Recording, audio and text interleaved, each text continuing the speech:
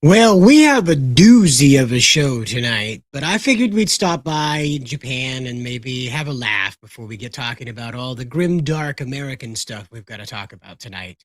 And grim, dark it is. But anyway, let's take a look at this. What's going on in Japan?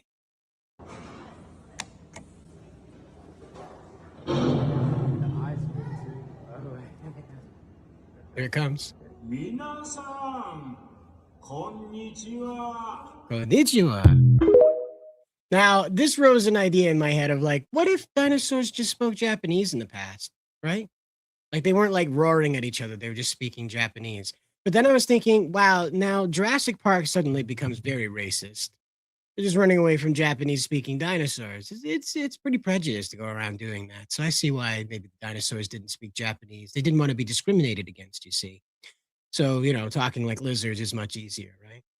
I don't know. I'm fascinated by the idea of an animatronics, dinosaur animatronics park where they all speak Japanese at you and like the lips are moving and think, well, dinosaur lips, the mouths are moving to correspond with that. That is, it's kind of blows my mind. You grow up with all these cartoons of the dinosaurs talking and things like that. And then of course that 90s television show that had like the rubber suits with the animatronic mouths and stuff and the eyes that move. But just real deal dinosaur replicas, just straight up speaking Japanese to you. That's a very fascinating concept in my mind. That'd be kind of a fun story. But we have Hibiki Gamer in the chat, and he says, "Hi, Cider. Reviews good, swatted by cops, or video on Chibi Reviews new YouTube video." I don't know. I don't know who got swatted there. Reviews good. I've never. Chibi Reviews got swatted. Okay, by cops. Oh, I had only saw his post about Epstein. I hope he's all right. Cider, have you heard OpenAI is losing money? I guess Disney money means nothing. Well, OpenAI is losing money because they're not holding the corner on the market of this stuff anymore, and that's really the big problem with their, momentum, if you will. Do you like that word? The problem with their momentum is that it really hinges on being the AI company. And because so many other companies like XAI producing Grok and then Gemini coming out, and we'll talk about Genie in a little bit too after the really rough parts here. But we'll get through all that and then we'll talk about Genie. But again, this is why OpenAI loses money is because they're not the AI company anymore. They were for a while there, and then it just kind of fell off with five. Like you were saying, a lot of the AI is sort of it's gone through a bit of a brain drain recently, and I honestly owe that to like blame that on OpenAI. Like they screwed up somewhere along the line with five. But let's get into talking about the Epstein stuff though, because this is going to take a while. All right, and I don't want to waste all night long talking about this freak. So here we go. This is a bit of an introduction to the guy. And it helps explain just kind of the mess that our leadership has allowed us to get into when you understand just the kind of fractured mindset this guy had. What are you, class 3 sexual predator? Tier 1. Was tier 1's the highest and worst? No, I'm The lowest? I'm the lowest. You're Your the child's lowest. life. Do you think you're the devil himself? No, but I do have a good mirror. I don't know what the beeping is in the background. Apparently there was a McDonald's nearby or something. I don't know. Steve Bannon, McDonald's. Think what you like. It's a serious question. Sorry. Do you think you're the devil himself? I don't know. Why would you say that? Because you have all the attributes. You're incredibly smart. You remember, the devil is somebody the devil knows. smart? Bannon. The devil's just evil, dude. Smart has nothing to do with it, but it does reveal like a bit of a view into Epstein's mindset. Devil's brilliant. You read Milton's Paradise Lost. No, the devil scares me. Satan is at the number 1 or 2 archangel, and the reason he goes to hell and leads the rebellion is because he can't be the top guy. And his thing is, I'd rather reign in hell than serve in heaven. I saw that in a movie. I saw that in a movie once. Oh boy, yeah, that guy. It's pretty bizarre how this guy functions, especially when it's in conversation. Do you notice how subtly he just shifted that out of the realm of the however you come down on religion, but it moved that conversation out of the, hell is real, heaven is real, and moved that into the realm of movies and fiction, where Epstein can now talk more liberally about his beliefs without directly tying it to any concrete Satanism or concrete Christianity or any other faith that might get dragged into this conversation. You see how swiftly that happened? That's the mind you're dealing with here. Just that quick. We're not talking about that anymore. We'll get to Toku Booty in a little bit here. It's still one of the most bizarre toys I've seen come out of all of this. I don't think I've seen a Japanese toy that has a butt on it in a long time. Satan reigning in hell is complete fiction. Oh, absolutely. I mean, even Epstein denies that. He says the devil scares him, so he understands, what the threat of Satan actually is, not the promise, I guess. But again, we'll get into more of this, but I just wanted to offer you guys like a quick window into like how quickly that guy turned that conversation right around. Like, boom, we were on to talking about fiction all of a sudden, right out of that.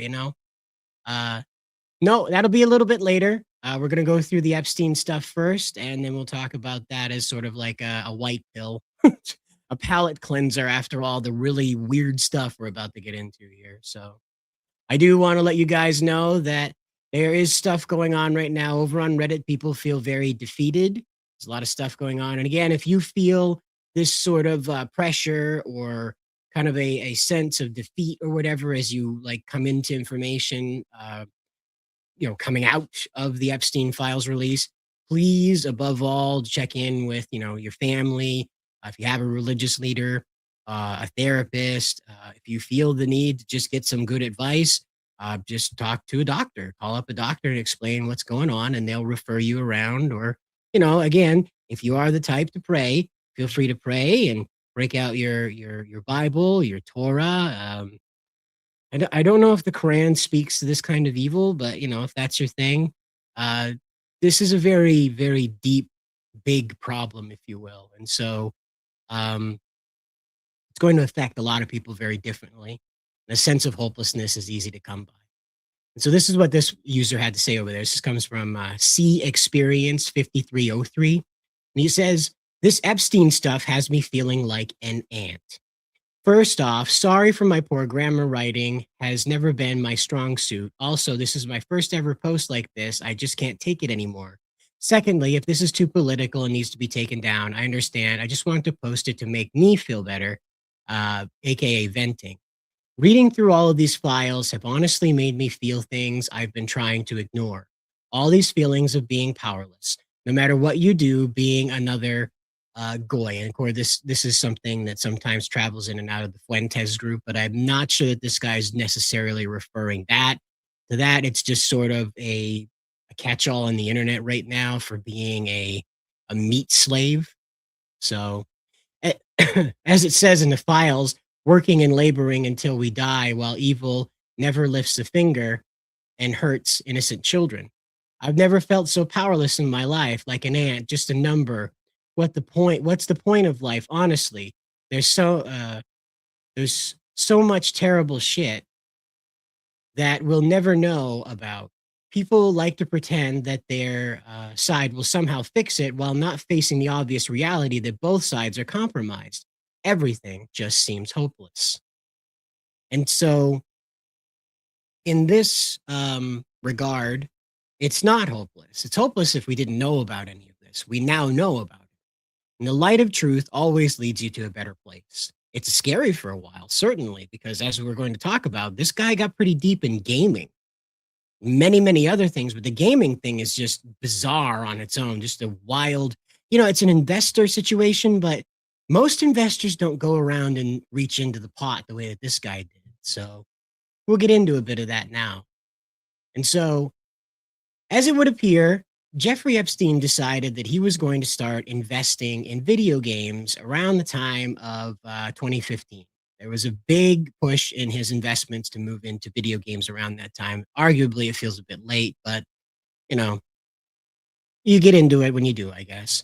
So the email mentions Ubisoft, Square Enix, Nintendo, and Tencent in the context of stock information or investment discussion.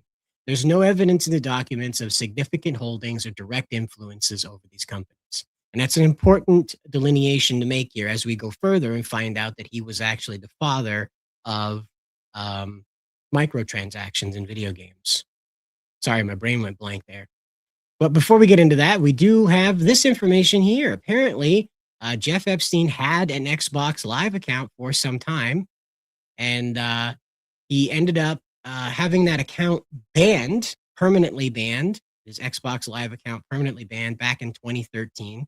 Now, of course, this is not a result of him abusing game chat or going around and trying to recruit, or at least being caught going around getting recruiting, okay, being recruited, or rather doing the recruiting. I'll spit it out right eventually, I promise. So when Epstein was banned from this is following his conviction for sex crimes. So this is just Microsoft policy carrying itself through.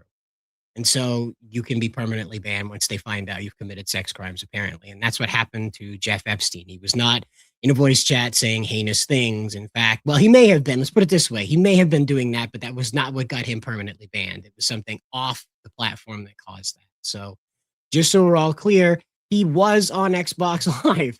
I have no idea what a guy, in 2013, he's like in his late 50s. I think he's in his late 50s at that time. Like, what on God's green earth is he doing there other than recruiting, obviously? But what is he doing on Xbox Live? Was Minecraft Realms functioning then? I'm not trying to make a Minecraft Predator joke, but, you know, it's there anyway. If somebody wants to make it, it's right there. But maybe he was on Minecraft Realms. I just don't see him in a COD lobby. You know, I just don't see it. He's not the kind of like forward speaker that a lot of people perceived him to be. He was a very meek kind of guy that, you know, tripped over his words and things like that. So I just don't take him as being like the apex kind of predator to go in there and talk shit in a COD lobby and then somehow walk away with slaves. You know, I just don't take him as that. But in Minecraft, you know, spying on the kids, that kind of thing, you know, sending people in to talk to them, observing that sort of stuff, seems like a speed, but who knows? This has nothing to do with Minecraft, by the way. They're not in charge of what happens on their platform in that sense, because obviously, how could they? There's so many realms, so many servers. It's impossible, obviously. But it's just a theory about what he was doing on Xbox Live, because it just blows my mind that Epstein's doing all this crazy stuff, all this heinous and legal stuff, all this evil stuff. And then on top of that, right, on top of that, he's in a COD lobby, swilling Mountain Dew and eating Doritos, like Cheeto dusted game controller. It's hard to believe. It's really hard to believe. But moving on into that one, we now find out that Jeffrey Epstein was also on World of Warcraft. Okay. Apparently, he was also registered. I had questions about this, and so I tracked down the actual screenshots of the email. This was back in 2010 that he created a trial account on World of Warcraft. You know, there's a really good chance, one, that Epstein, you know, under obviously a screen name, interacted with Asmongold. And then also, there's one where you get Pirate Software, Thor, who's also a pretty big WoW guy, who may have interacted with Epstein, because again, they got around inside of there, and apparently he did too. And this is around the time when those guys would have been coming up and, you know, making their names inside of the game as well. So he probably would have heard of them anyway. It's such a bizarre rabbit hole with this guy, because if you can name it generating money, this guy was like literally in it, literally in the guts of it, or at least participating in it from a consumer side. It's bizarre, and it just keeps going further and further and further. It's amazing. Yeah, you know, I have to, what I try to do about this, Jacob, is I try to just let people know to go to the source that they will, so they don't, you know, collapse under the weight of this. I'm not trying to encourage people to convert or anything like that. We discussed this before. When you move Christ from society, you are left with endless nihilism and Western absurdism that breeds nothing but hopelessness. You know, if you're not seeking something tangible, you know, and that's the thing, is that if you're living inside of this consumerist hell that we're in, that Epstein was fully in control of, apparently, or at least had some significant pull going on. It's like Asmongold said, like Epstein was the main character of our of the world somehow. I was telling everybody these like Lex Luthor in real life, more hair, obviously, but crazy. It's absolutely crazy. That poster is struggling with dealing with reality that he isn't God, and and can only do so much as a man or a woman. And again, like this is, one of those things where you have to turn to a higher power when you're confronted with this level of, you know, evil, certainly, but this level of just reality breaking stuff. Like a normal person would not expect one figure to be at the nexus. That's where things meet together, at the nexus of so many other things.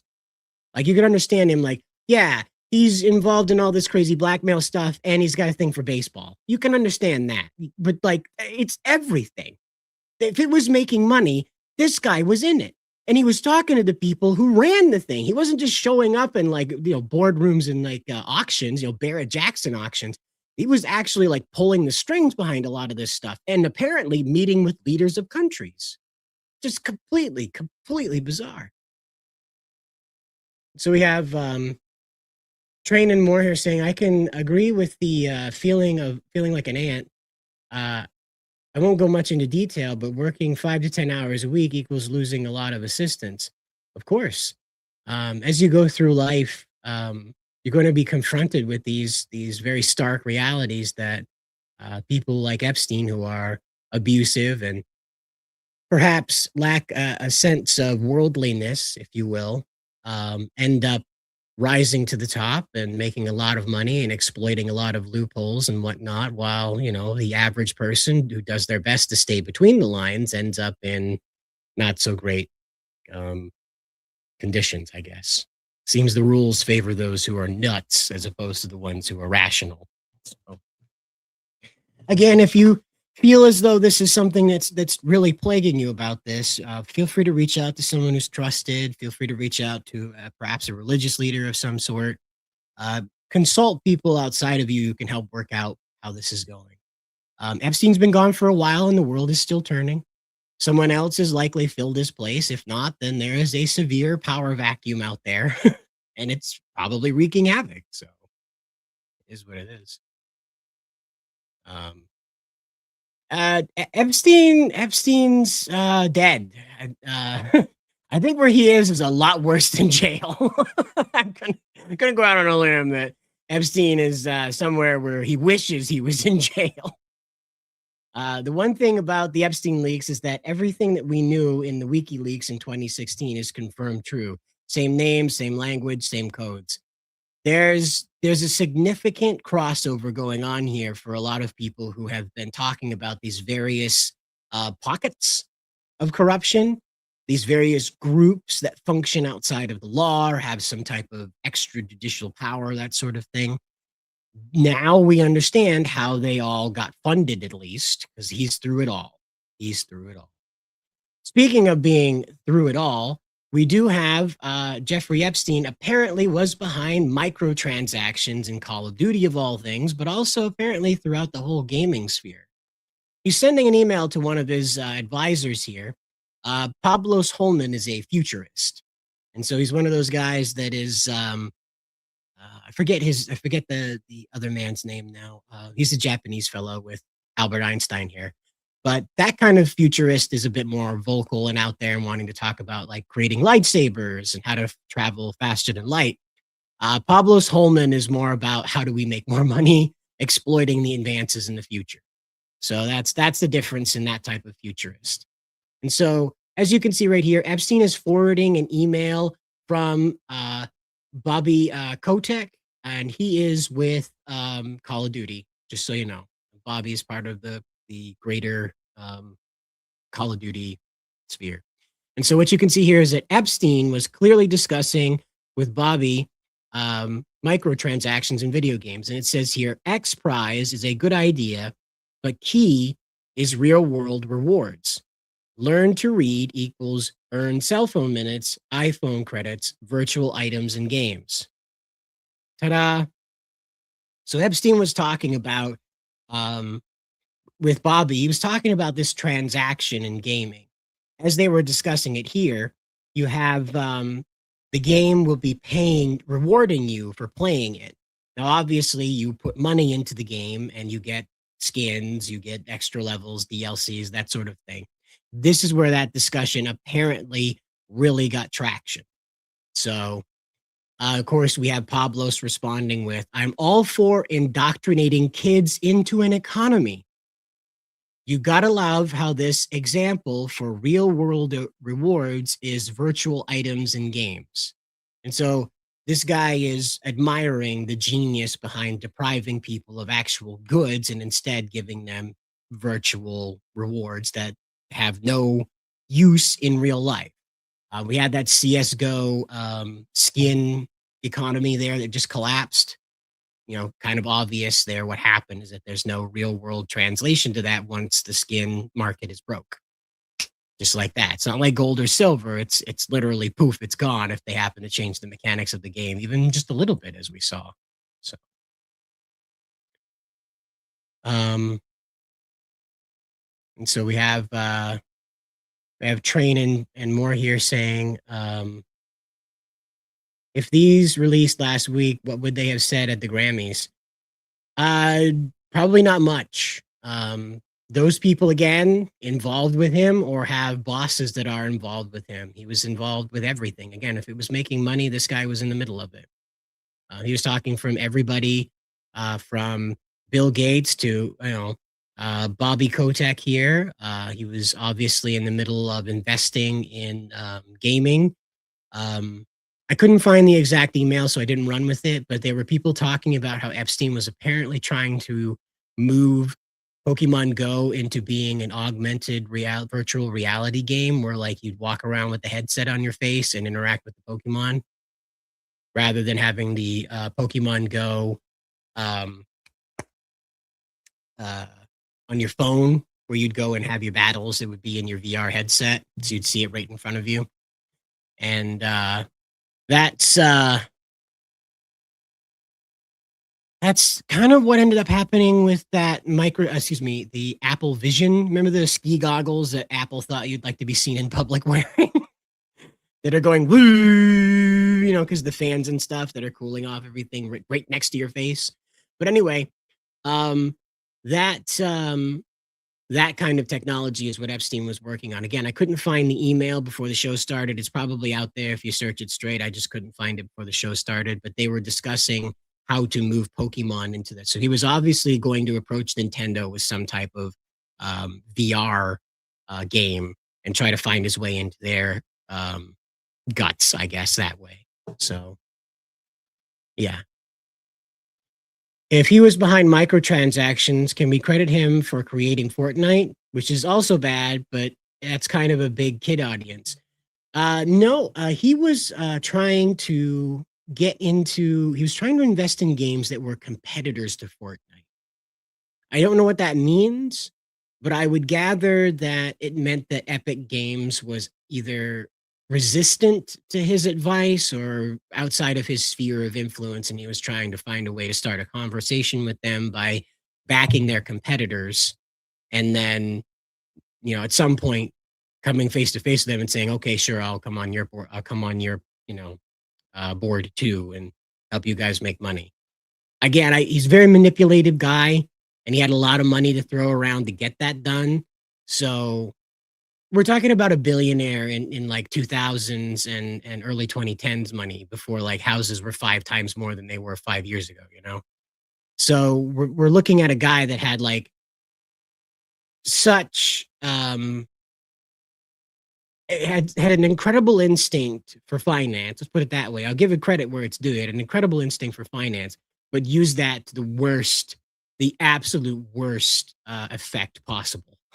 Made a lot of money, certainly, but also caused a lot of trouble because of it. Yeah, they literally gave people awards who were on the Epstein list last night. Exactly.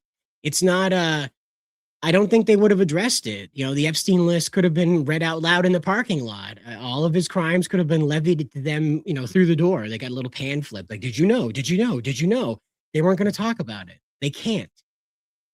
Because again, they have to acknowledge being wrapped up with him. Just today, so many people across the planet stepped down from their positions simply because these emails are out, let alone what the information's being pulled out of them is leading to. So we have here Hollywood has never been the hero of the story. They have always been the epicenter of wickedness. I don't doubt that at all. I remember reading about Audrey Hepburn's abuse in Hollywood, like what happened to her.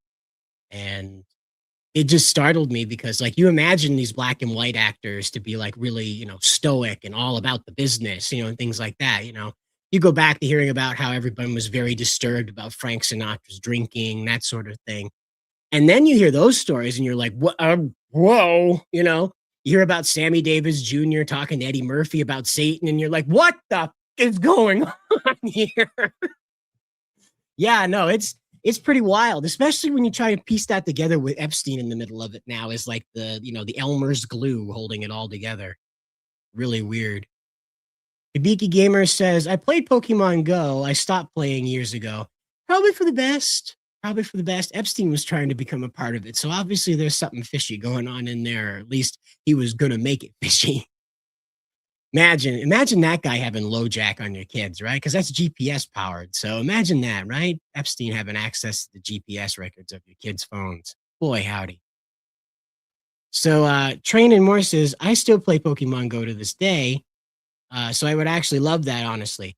Well, it might be something that comes through, but you just make sure you check into the company that's providing the tech for Nintendo. Just for safe. Just because we now know that some stupid sticky stuff happens in those investment circles. We also have saw a doomsday clock. Saw a video of a doomsday clock on YouTube. Is that related to the DC Comics story or like a literal, 10 seconds to midnight thing? Oh, well. Sakaramita says, Cider, I saw a Pepsi commercial using Coca-Cola mascot as a jab for cola. Used AI instead of the Bears. Oh,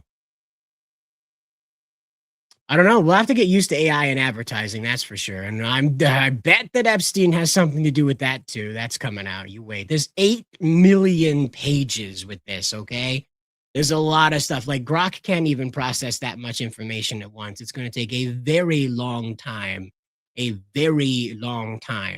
be able to get through this information. So we are just now scraping the surface of what's the most obvious connections we can find as the AI goes through and analyzes for, names, phrases, code words that we're able to decipher from these emails. I'm sure a lot of very strange things have been going on. We have a Society review saying, me, Rob, and Rick reviewed Babylon, very subtle, about 3 years ago. The movie's opening 10 minutes is celebration of a degenerate sex party that looks right out of Baal-style ritual prostitution. Yeah, I don't doubt that at all. Because again, like they, Eyes Wide Shut was one of those movies that just sort of scared the bejesus out of people for good reason, for real good reason. But let's move on down the line to some more information on Epstein's gaming investments. This comes from Madam Savvy, and as you know, Madam Savvy likes to get into the guts of the information too. So again, keep an eye on her profile. Make sure you're following her and check her out. Her information is usually, from the depths of the data itself too. So here we go. More Epstein file interests. In this first one, Joy is messaging Epstein about showing CEOs of Sony and Dina. I'm not sure what that. Oh, Dina makes Pokemon Masters along with tons of other apps, and they actually work in other fields too, not just gaming. We looked into it on stream once. Epstein had his investor go to E3, one of the last ones apparently. Maybe that's why they shut it down. Epstein's people were around. They're like, we're not having that happen again. Epstein was invested in game companies like Nintendo and watched them. Epstein writes, this is the one. Epstein writes to a very eccentric man about augmented reality, about Pokemon Go. The last image I thought was a little funny, showing the 3-way connection. And I believe Jeffrey Epstein is lambasting and Amanda, some woman, for bad trades. In another email, Amanda is pushing some investor info about Nintendo. So it was just funny to see this here. So I've been carrying a prototype around. Let's see. This is to Jeffrey from Joy. He is forwarding an email from some David Smith. And so David Smith writes, "Hi Jeffrey, lots of progress since last time. The new device is a Jewel. See images below. The first will be on a huge billboard near SFL Route 101 and will be seen by 4 million people. We are launching our Kickstarter event on April 6th. This is 2015. So I guess you could probably go over to Kickstarter and try and cross correlate this with some VR system that came out in 2015. Sounds like it didn't take off. Um, it has really come a long way. Thanks for your support." And of course, this Joy is writing in here. "BTW, I've been carrying a prototype around and have shown it to various people, and it's the best experience of any of them have seen, rather. Jeffrey, we've got to show you. It looks simple, but the field of view and the simplicity is really important. It's much better than high-end systems and sort of shows how important math is. Basically, great lens design and more important than just about anything else." Oh, great lens design are more important. My apologies. I can read English, I promise. And so Joy again is apparently passing this on to Epstein, and she says, I assume it's a she. Uh, Joy says, "I showed the CEO of Sony and the CEO of Dina, a company doing the mobile game apps for Nintendo, and both were floored. We'll see if he can execute, but it could be a game changer if we can get the thing out there and undercut price and kill with better design." So there you go. Apparently there's a little bit more here. This is Paul Barrett writing to this is Jeffrey writing to Paul Barrett. Summary: Monday on the 18th, Jeffrey, as requested, find all the trades from 17 and 18. We'll be flying to LA this afternoon for the E3 gaming conference. Paul Barrett, Alpha Group Capital LLC. So if you are invested with Alpha Group, you might want to be maybe looking for another place to check out. Hibiki Gamer says, "No, the Doomsday Clock telling us about the end of times prophecy." Oh, they have one of those now. That's neat. Is it like a 24-hour lo-fi Doomsday Clock? I don't know. But of course, Sony was involved. Of course, why not? They're involved in everything. You have to wonder how deep he was with them. Like I said, we've just only scraped the surface with the most obvious keywords and things. I say we, I'm not involved. The people that are looking into this have only scraped the surface with the most obvious keywords. As they dig down to these 8 million documents, I'm pretty sure we're going to find a lot of hairy things, if you will. And so Jeffrey is writing to Deepak Chopra? Isn't that the guy that plays the cello? Oh.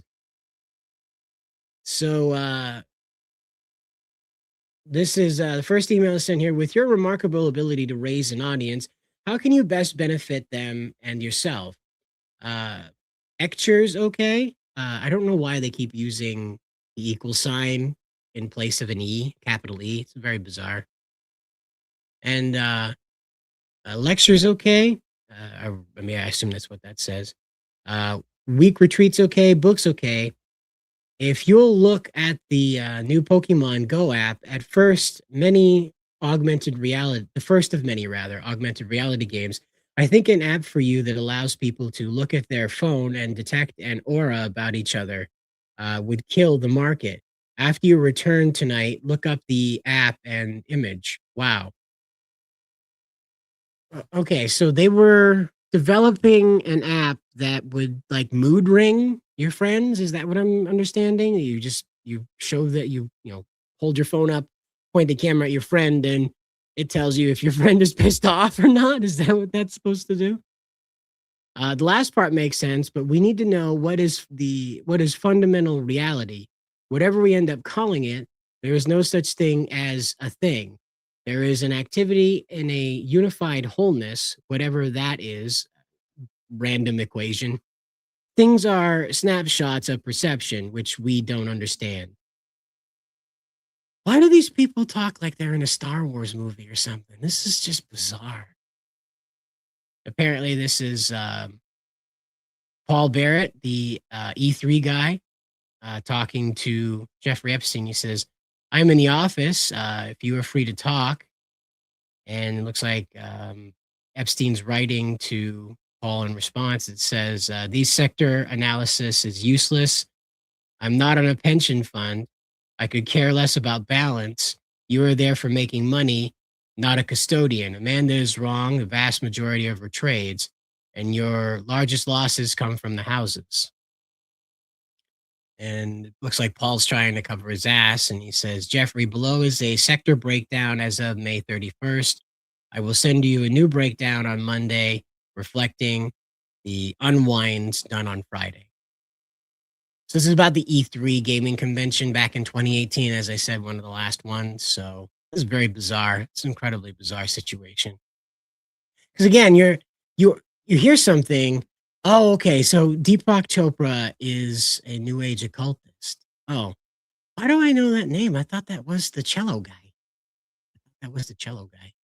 Remember the cello guy? I forget where he performed, but like everybody was like, "Whoa, that cello guy knows how to play the cello," and that was that.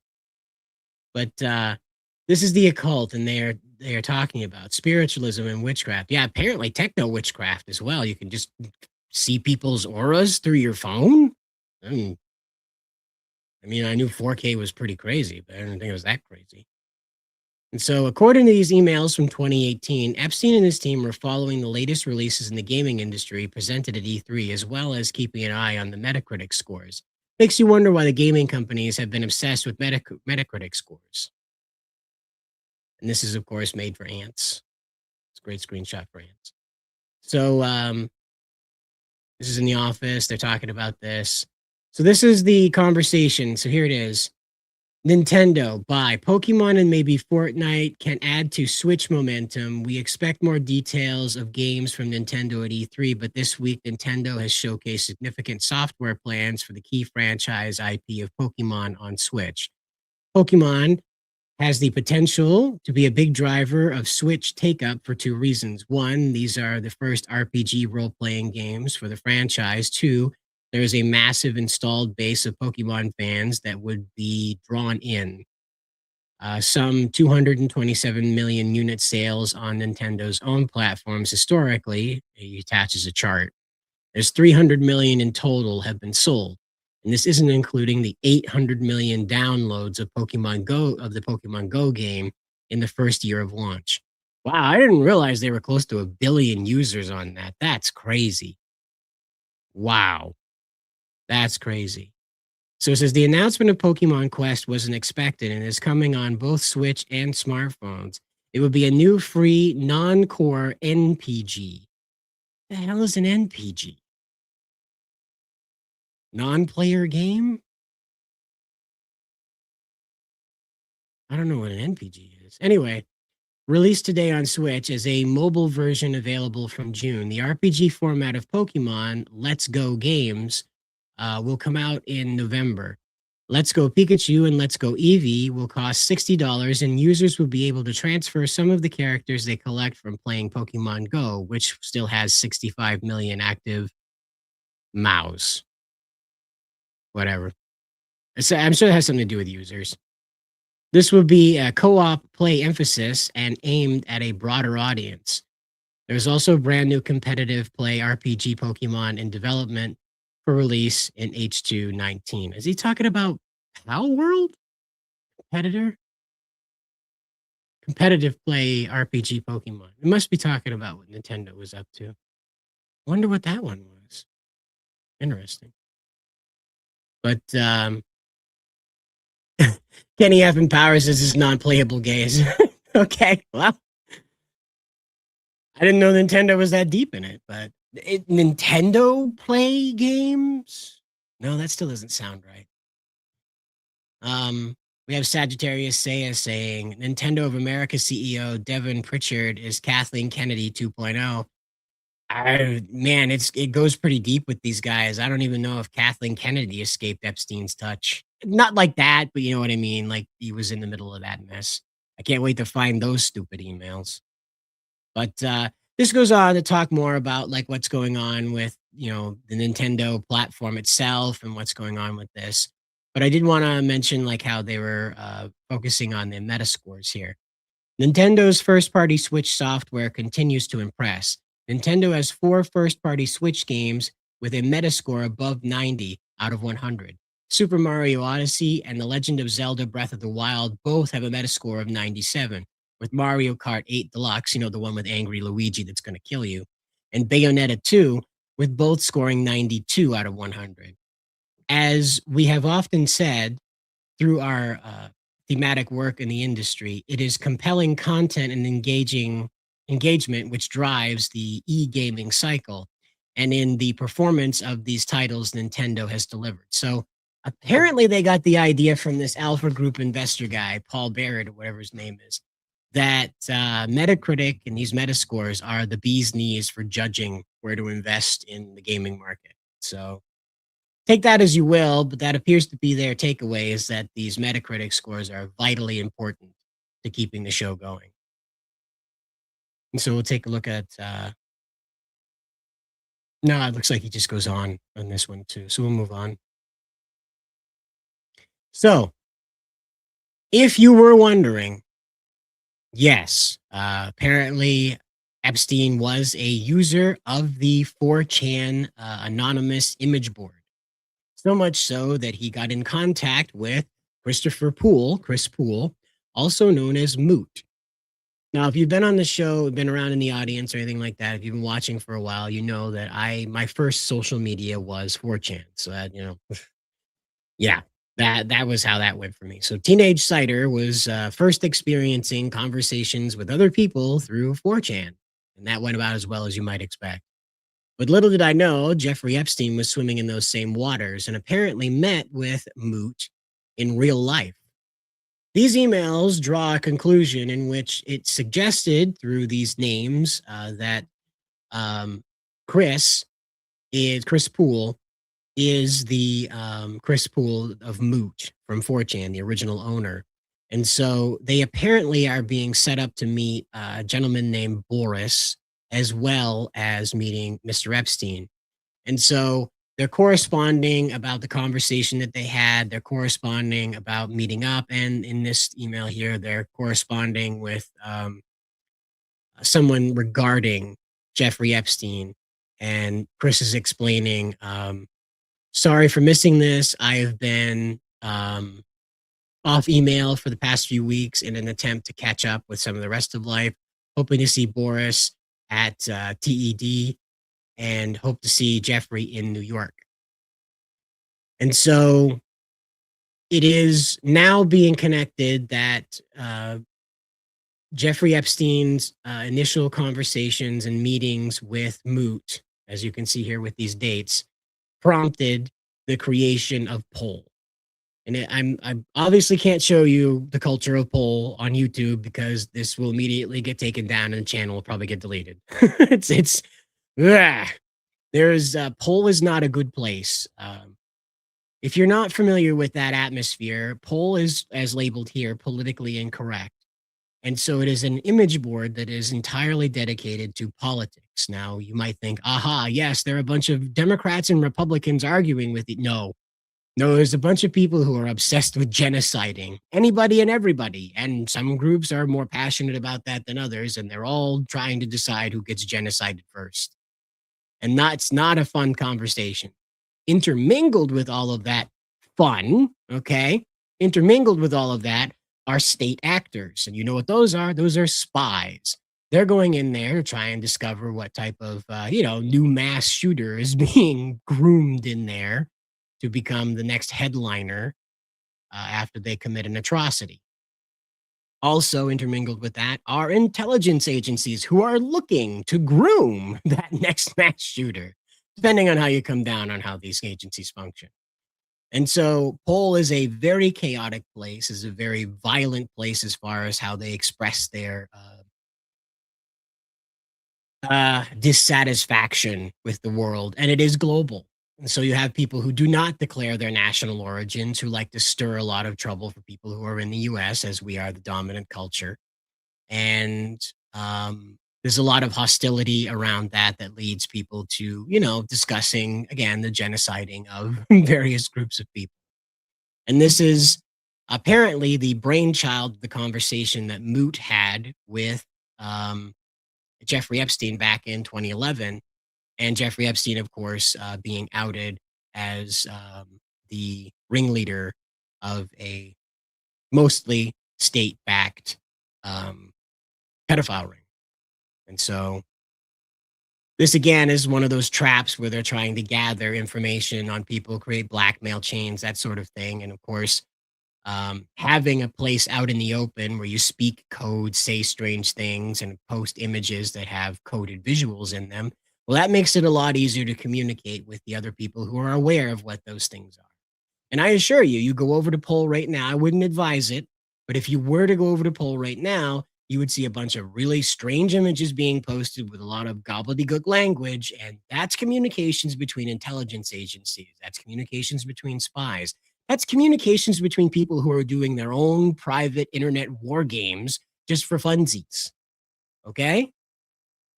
Poll is just an intensely insane place, and it blows my mind that Epstein is behind it. And I can't deny what these timelines establish is that he's clearly meeting with Epstein. He clearly has a very influential conversation with him just before the launch of Poll. And I can't imagine that Moot was thinking about this and then went and saw Epstein and went, that's right, I forgot to do that after I met the big investor guy that's got the pedophile ring. That's right, I've got to do the Poll thing. I don't think that was something he just backburnered while he had steak with Epstein. I think it was more they had a conversation about what 4chan is fomenting, and particularly what was going on in B, the random section, where there was quite a bit of political conversation going on, especially with the re-election of Obama coming up. Because that was written around the time of Mitt Romney's binders full of women comment as well. And so B is the random one where you just post whatever, and there is quite a lot of very bad stuff. And again, that's another pit to get into. But Poll was then separated from that with its own image board. And so those actors, those people who were involved in spreading that kind of political stuff in the random section now had their own place to do that. And I think that's where that conversation probably started. And quite obviously, Epstein directed the conversation into the creating of the Poll image board.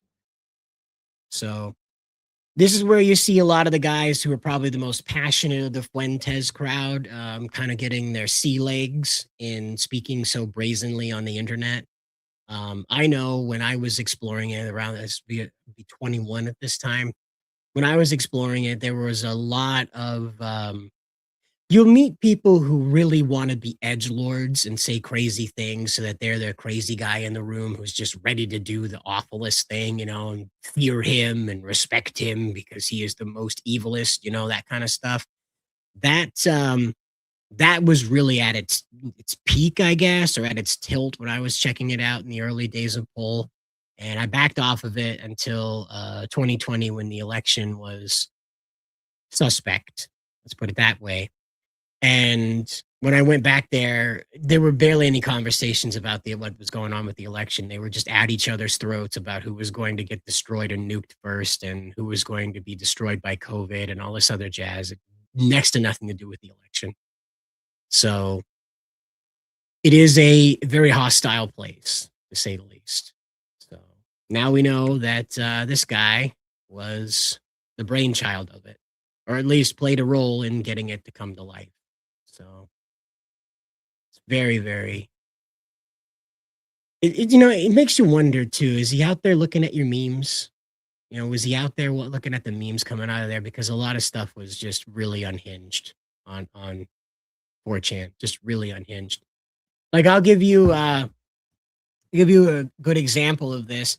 When I was on 4chan as teen cider, there was a serial killer that was posting on there. It's an anonymous image board that doesn't track that sort of thing. Back then, there just wasn't the mechanism even to begin to do that. The only thing the ISP knew is that you were logged in there. And if you were using, a burner phone or whatever, at that time, that was very experimental. Those hotspots were pretty just, the Verizon hotspots, they were just regular cell phone connections, just without the dialer. So the this guy, he was using, I think, a Kodak not disposable, Kodak Easy Cam. That's what it was called, the Kodak Easy Cam. It was Kodak's version of a digital camera. And the reason why I know that is because I had one of those and the flash was always overblown with that camera. The early digital cameras were notorious for just like these blinding spotlights showing up because for whatever reason, the digital sensor inside of the aperture was just so sensitive to light. It just created like these, you'd have like this Goku orb of light because, like grandma's urn in the background has like this one little piece of silver on it that caught the flash and bam, it blew up the whole picture. And so this guy was posting pictures of the people that were dead or in the process of dying. And again, it was one of those things where like the feeling of powerlessness was like first introduced to me at this time, because he would just randomly show up in your conversations about like Power Rangers, or your conversations about anime, your conversations about, bombing out as a teenager in the dating market. And then all of a sudden, boom, there's a naked guy with a robe strangling some lady in a 70s style. Like it's 70s style because there was wood paneling on the wall and the carpet was just this disgusting, barely ever cleaned yellow. The sheets had these black flowers on them with orange petals. And like every post he made was, "You can't stop me." And it was like this picture of like him in the middle of what he was doing, or, standing over the body and stuff like that. Of course, I don't know if they ever caught him or anything. We just figured he killed himself when he got bored. Because there was no way to do it. There was nothing. There wasn't at that time. There wasn't the geocache in the photos. So when you upload things, there's a geocache attached to that photo of where it came from. It doesn't say came from Cider Hype at X location, but it provides a general region of where whatever connection point that data upload used to access the internet. That's where it's connected from. So you can pinpoint at least where that stuff comes from. There was just not that technology back then. And, I don't know what happened, but that's what it was, unfortunate. That was just normal. That was just normal. You just run into somebody posting crime scene photos, horrible accident photos. You'd just be talking about Inuyasha, and all of a sudden a bunch of guys start posting pictures of dogs being ripped open and things like that. And it's just, that's 4chan.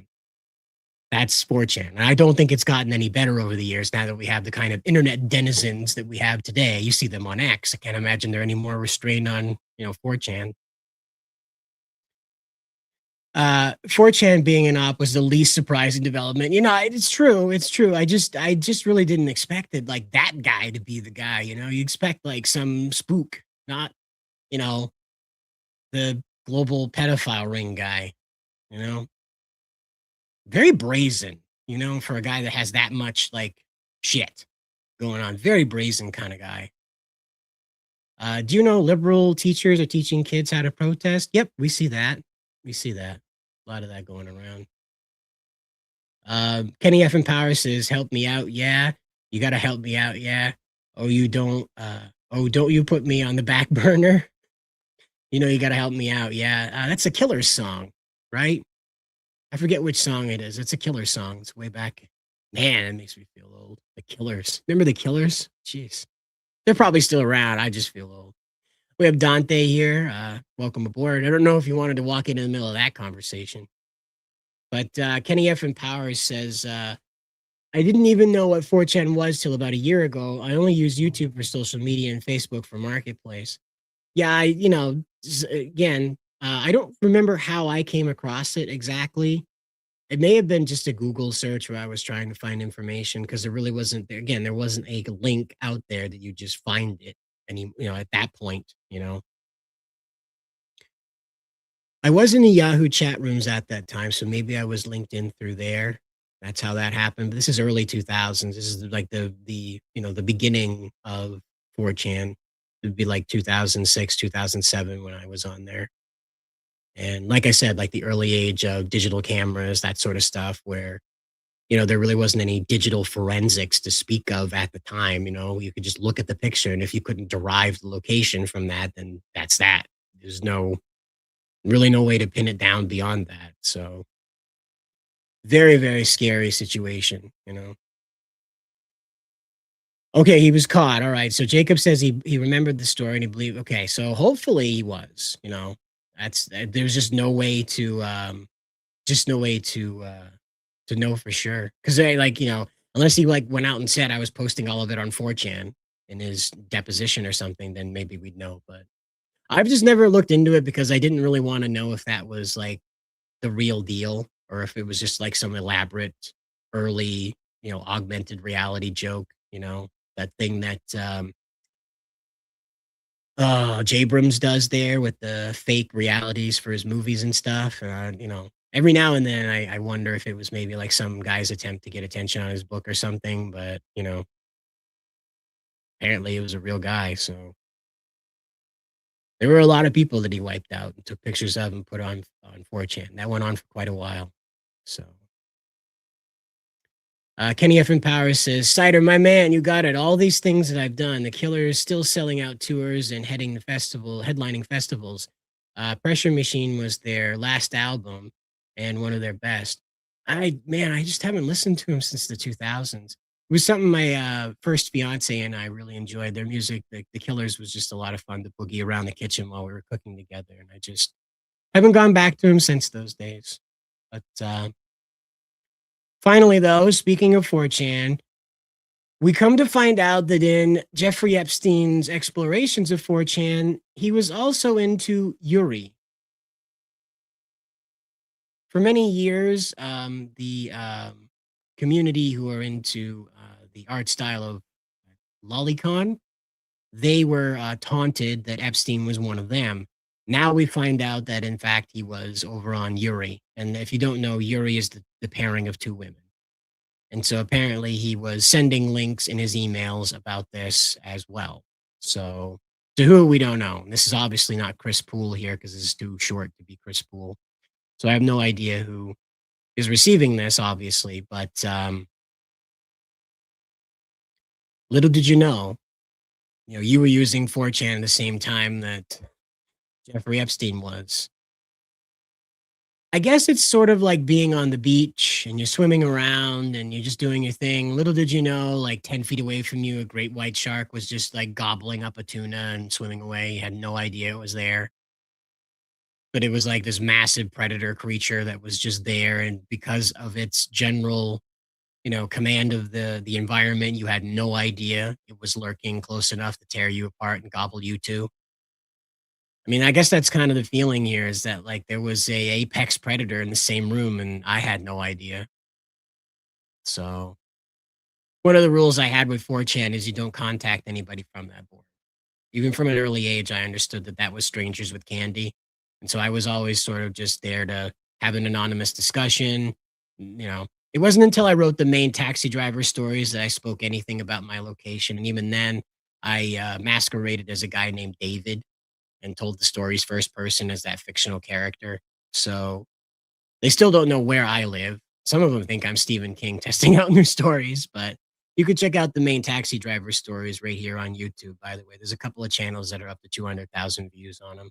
It's stuff I wrote on X. This is another part of 4chan for paranormal stories. I wrote them around 2014 to 2017, I think. They were based on my adventures in Maine driving taxi for my family's company. And who knows? Maybe Epstein was watching. Oh, no, he was dead by then. Oh, 2014, he wasn't dead. So maybe he did see them. I may have narrowly escaped being invested in by, by Jeffrey Epstein. It's just one of those things where, I suppose it's like finding out that the guy you were at the restaurant across the room from is like Johnny Depp or something like that. Someone you'd really want to walk up to and say hey at least, and then finding out later on that that was that guy. I guess I don't want to walk up and say hey to Epstein, but it's a similar kind of experience where like you're in the same room with somebody of that much kind of power. It's very crazy, very crazy to just sort of walk in on that, I guess. Um, Kenny F. Empowers says, "Yeah, brother, check out their other stuff when you get the time. Best live band, in my honest opinion. Never a bad show. Wow, seen them 11 times. Man, all right. Concerts are where it's at, apparently. Closest I can relate is being in the Keys at Ann's Beach, and I was deep in clear water and stepped on what I thought was a stick and mistake, and it was a stingray, and it gently swam away, though. Oh, you didn't get Steve Irwin. Well, that's good.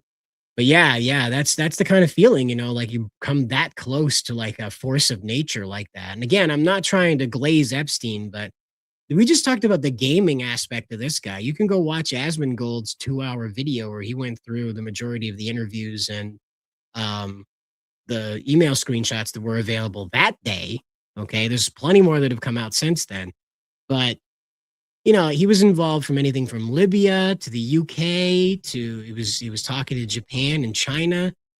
This guy had almost near unlimited access to these state actors, to these leaders of countries. Even he was talking about how to get the gold out of Libya, like the $8 billion worth of gold. He was trying to figure out how to get that out of there during the whole Gaddafi thing, during the collapse after Gaddafi. And it's just mind blowing the kind of like control that this guy had. So while he's trying to figure out how to get all the gold out of Libya, he's on Xbox. He's not on Xbox Live anymore, but he's playing like WoW or whatever. He's doing a raid while he's talking to Hillary about how to knock over Gaddafi. Like, it's just how? How do you do that? How do you switch gears like that? How do you go from like world domination to like just getting experience points in some RPG game? It's mind-boggling to try and put yourself in this sort of day-to-day operations of this guy, because you go from meeting with people about 4chan of all things to then talking about knocking over despot leaders, or however you felt about Gaddafi. But again, you have this guy, he's at the nexus of it all. Intermingled with that, right? He's got Bill Gates coming over asking for penicillin or some type of drug to get the oogity boogity that he passed on from a Russian prostitute to his wife secretly, right? You got that going on too. That email apparently came out. And so that all this is just happening in this guy's daily life. Like, this is just, 1 a.m. We got to talk about knocking over Libya. 2 p.m. You're due for a raid on WoW. Don't forget your level 50 paladin, dude. Like, what is going on? Again, it's no reflection on people who play WoW. I'm just trying to explain that just the bizarre nature of trying to understand how this guy functioned on a day-to-day basis. It's just absolutely, like, it makes you kind of feel lazy. Like, the evil guy goes out and does all this, right? And evil's supposed to be sort of like, dumb and lazy. And then you see what Epstein just gets up to in a day, and you're like, my gosh, what am I doing with my life? I'm not planning the takeover of foreign nations, been intermingled with my gaming time, and when I'm investing in games and hanging out with 4chan moderators. It's just, it makes you feel lazy, I guess. We have Adam Watkins here saying, do you think Baku will turn from code to protect Nem when 3 finds out that she's the source of nightmares and sent agents 5 and 6 to eliminate her? Oh, it's Zets. I think it's meant there to add drama to all of this, because it's very early in the season to have the solution to the problem presented so plainly. You're probably looking at one of those Captain America Civil War scenarios where Nemu is a conduit, not the source itself, and it just appears that way in the story right now. But it could be too that they're just on the run to the end of it there, and he has to deal with her being a nightmare generator. That's entirely possible. But from Epstein, we do have some maybe unrelated news. Let's put it this way, maybe unrelated news. We do have Egypt banning Roblox now. The Supreme Council of Media Regulation banned Roblox due to the risks of internet and social media among gaming. So This is comes as a result of what happened with the expose that came out last year about how Roblox is chock full of 18 plus environments where young people, presumably under the age of 18, perhaps even under the age of 16, are intermingled with users who are well over the age of 18, of course, well over the age of 16.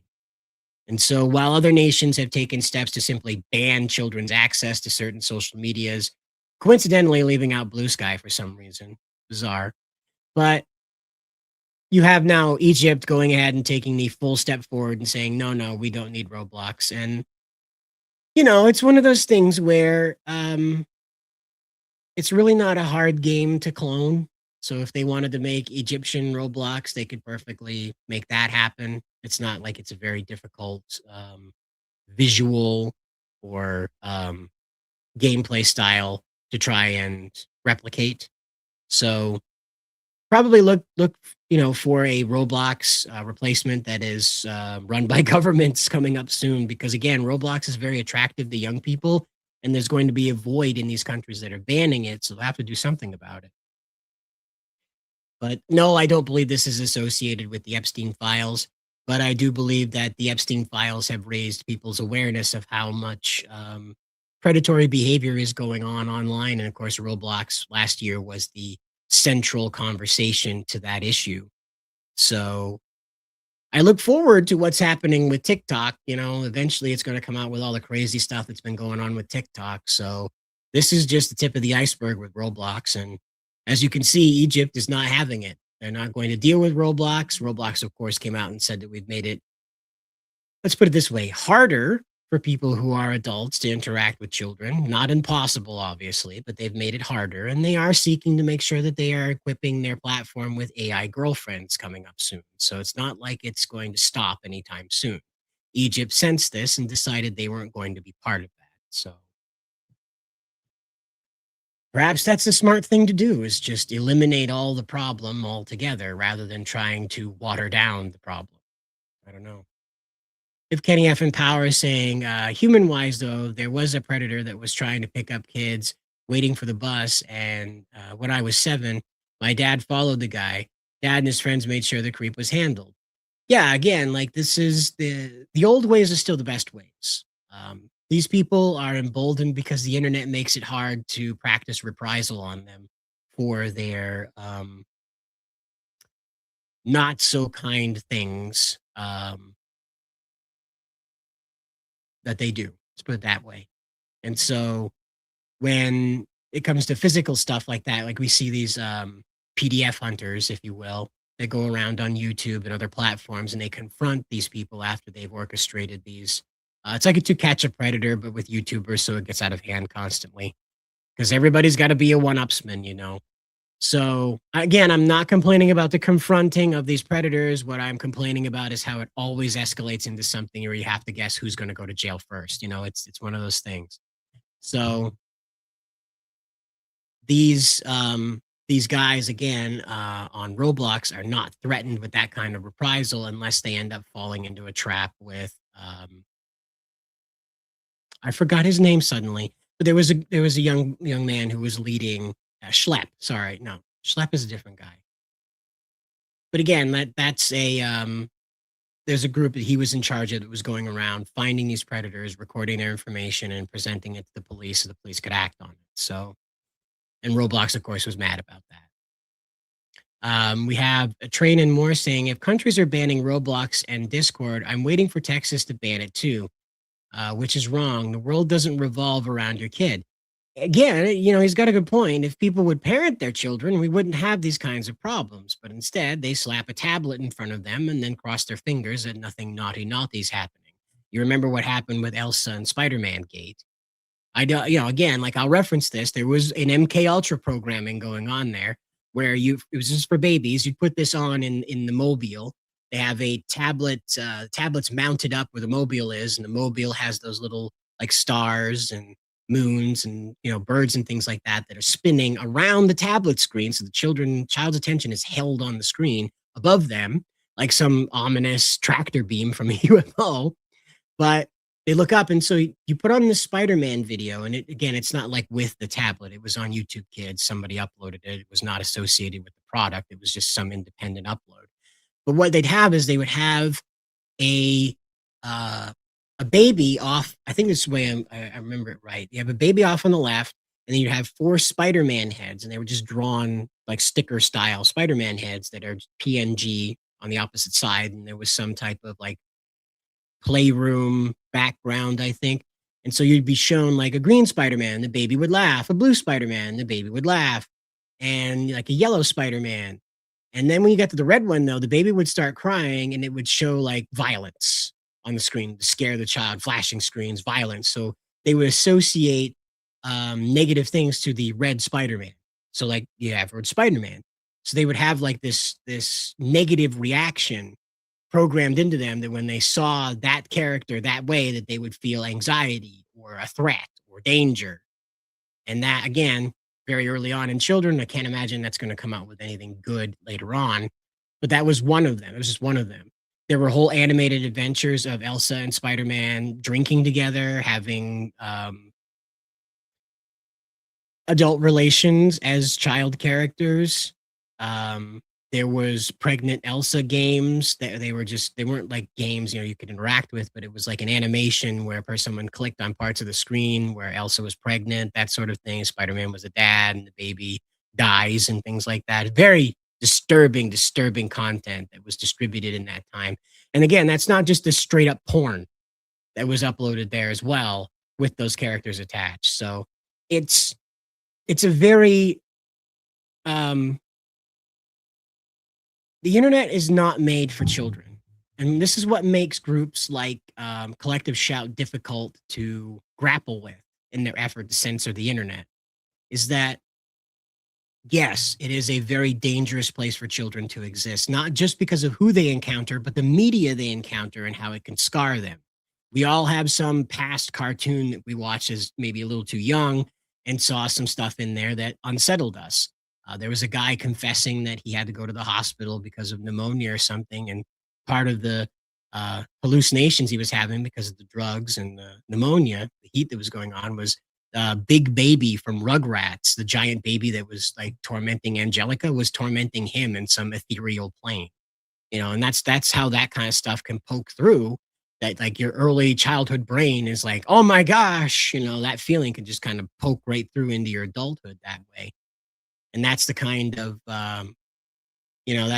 thinking that went on with that programming, that they would end up creating adults that had very peculiar responses to otherwise innocuous media. And so we have Society Reviews, Jacob here saying, BTW, the elephant in the room with the Epstein files is that Pizzagate was legit and they killed the guy who staged the attack on the Comet Pizza last year. It appears that is being the case, that there's a lot of code words around that sort of information. So once again, the conspiracy theorists were proven right. What are you going to do? It is very smart of the Egyptian government. It is a very good idea to just straight up ban it and figure out an Egyptian clone of it, combine Fortnite and like Egyptian mythology with, Roblox, and you probably have a winning combo there, Very good, Egypt, now to get rid of all the guys trying to scam tourists at the pyramids. Yeah, I think that's just like, that's a huge part of their economy. So they're probably not going to get rid of that one anytime soon.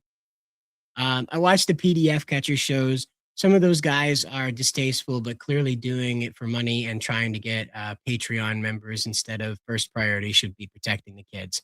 And that's what I mean, is that it escalates into brinksmanship in order to get that kind of clicks and response and the millions of views off of just how crazy this whole thing was, when, these are predators and they need to be dealt with by the law, not by an former linebacker that's bored. So the YouTube PDF hunters need to make sure they get the local police involved. And that seems to be a problem with some of them.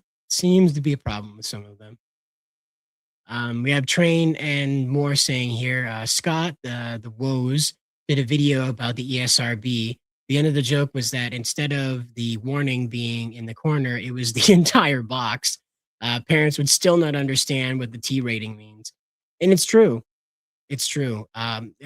Nerdigans isn't with us tonight because she's not feeling very well, but she used to work at GameStop and she speaks on and off about how parents would come in and their child would be trying to dupe them into believing that Call of Duty was just another Pokemon game, some hapless thing that didn't involve the kind of levels of violence that, potentially an 11 or 12-year-old might not be so good to be engaging with. 13 or 14 is a big difference in the way you perceive the world once you're a teenager, big difference. But it's still one of those lines to cross. And you have to ask yourself, what are we ultimately trying to incentivize in parents? Are we trying to incentivize them to be good little production, worker bees? Or are we trying to incentivize them to produce people that are worthwhile for our future, the collective future that we have? Not the collectivist future, but the future that we all have, that we kind of all have to contribute to in order to get there. Yeah, the spider pig thing, the spider pig does whatever a spider pig does. Yeah, that goes pretty deep these days. That goes pretty deep. But from the problems going on with gaming, we have more information about that now. Rather than a ban, we're seeing the markets melt down after the reveal of Google Genie 3. Pirate Nation brought this story to my attention, and he says, gaming market melts down after Google reveals new AI game design tool. Project Genie crashed stocks for Roblox, that's good. Nintendo, CD Projekt Red, and Unity was the last one here. Now, this story comes from Tom's Hardware. This is where it comes from. But I did want to take you guys over to where this is actually being demonstrated. Now, so Google Genie 3 is not generating video games with objectives. It's generating navigable environments that are procedurally generated as your focal character interacts with new spaces. So I'll give you an example here.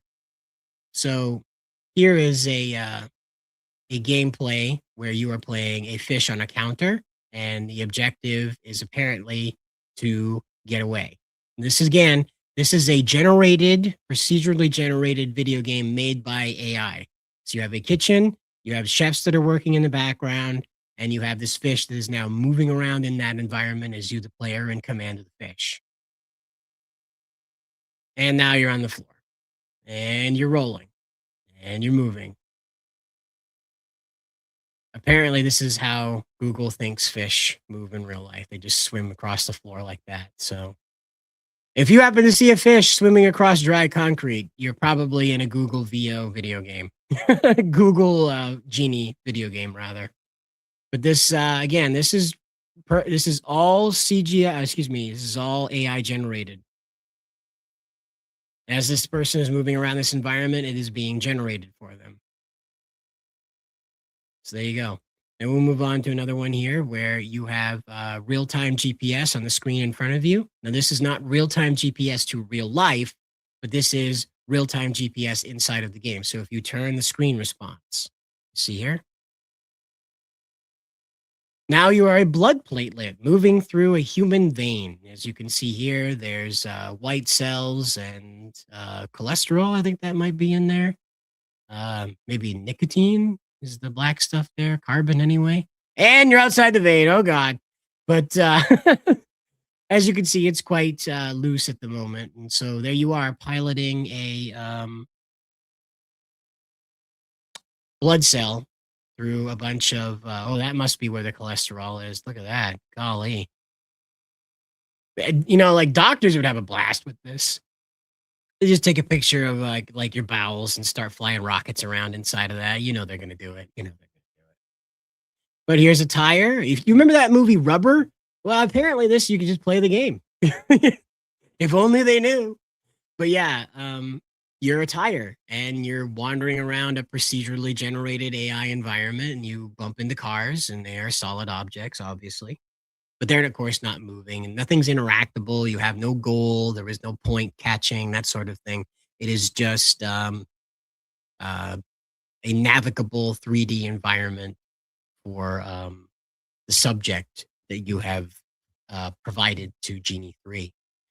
Now you're a pack of cigarettes moving around a New York subway because, why not? Oh, apparently you can interact with objects in this scenario, so that's pretty neat.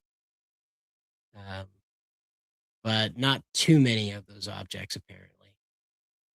But there you go. Now, of course, they had a test flight, so here you have what appears to be a hawk. Thinking this is a hawk, I could be wrong. A pigeon. It's a really weird colored pigeon. No, it's a hawk. But which it looks like a hawk. Anyway, but it's flying over a city, which is again being AI generated as the character enters different chunks, I guess, of this.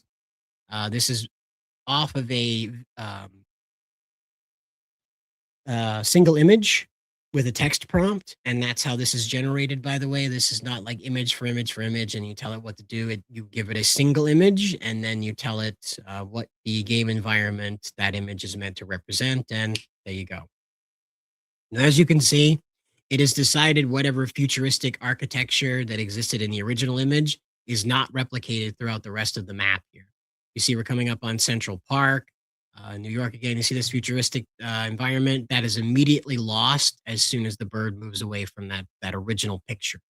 So apparently the text prompt was not told that this type of solar punk, I think this is solar punk, this kind of solar punk architecture was meant to be carried through the entire map, as you can see, it was not.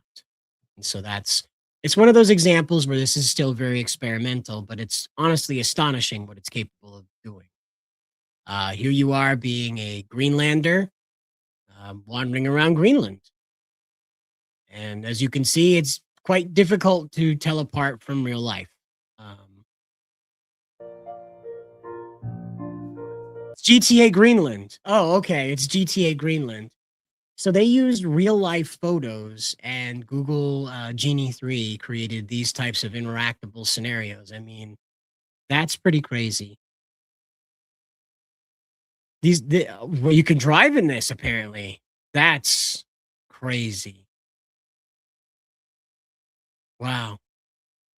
Yeah, no, it is. It's GTA 3, GTA 5 rather. It's GTA 5 in Greenland.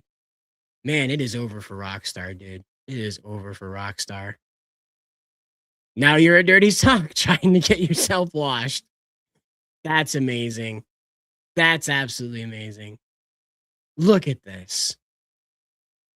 And again, this is a player moving around this object. This is not a pre-animated object. This object is interacting in the environment that was generated by Genie 3. So, as I said, there's no objectives here. You're not going to score points. But as far as just bizarre mechanics, bizarre scenarios, the world is your oyster now. Here you are being a Asmongold cockroach. Is that what we're looking at here? We're the camera. We are the camera attempting to take the perfect selfie. I see. That's not disturbing at all. Now you're a meatball. You're a Subway meatball on your way back to the $5 footlong heaven. The Valhalla of $5 footlong. That's a lot of sauce. It's got like a Tron line of sauce behind it. This is pretty crazy. Like I didn't pre-watch any of these. This is pretty crazy. I had no idea that this was possible, It's amazing. So yeah, the Mariner from Waterworld could do that. Yep. Okay. Looked better in inner space. Yeah, it really, yeah. Again, like as this stuff continues to be refined and things like that, and there's more effort put into sort of the scenario that you're meant to interact with, it's probably going to get pretty crazy. I like the subway one. If only there are trains involved. Sure, you pack of cigarettes trying to get from one side of the town to the next. You got to take a series of subways. I mean, it's not like a game you're going to spend 70, 80 hours in, but you could probably spend 6 hours exploring New York as a pack of cigarettes, Yeah, we are getting Greenland before we get GTA 6. Yes, you got me there. Yeah, that's exactly what's going to happen. We're getting Greenland. Maybe that's what the whole meme is about, right? GTA Greenland, you're going to get that before you get GTA 6. But yeah, I mean, if you're able to summon weapons, like that was something I didn't know was possible with this. But if you're able to summon weapons and interact with the environment that way, it's over for GTA. That's kind of the gimmick with GTA is that you're in a semi-real world environment where you're carrying out crimes, unspeakable or otherwise, but you're carrying out crimes. So if you're just able to do that with any old environment, snap a picture, throw it into Genie 3, and on your lunch break, you get to blow up your office. I don't know. I think it's over for GTA. Uh, the problem is the tech takes a lot of drive space and absurd amounts to RAM just to run this. And again, like that's where we're at that's the bottleneck that we're up against at the moment because we're working with technology that isn't designed to do this. Because we're not really sure what it needs to do this. We're just providing it what we think it needs to do this.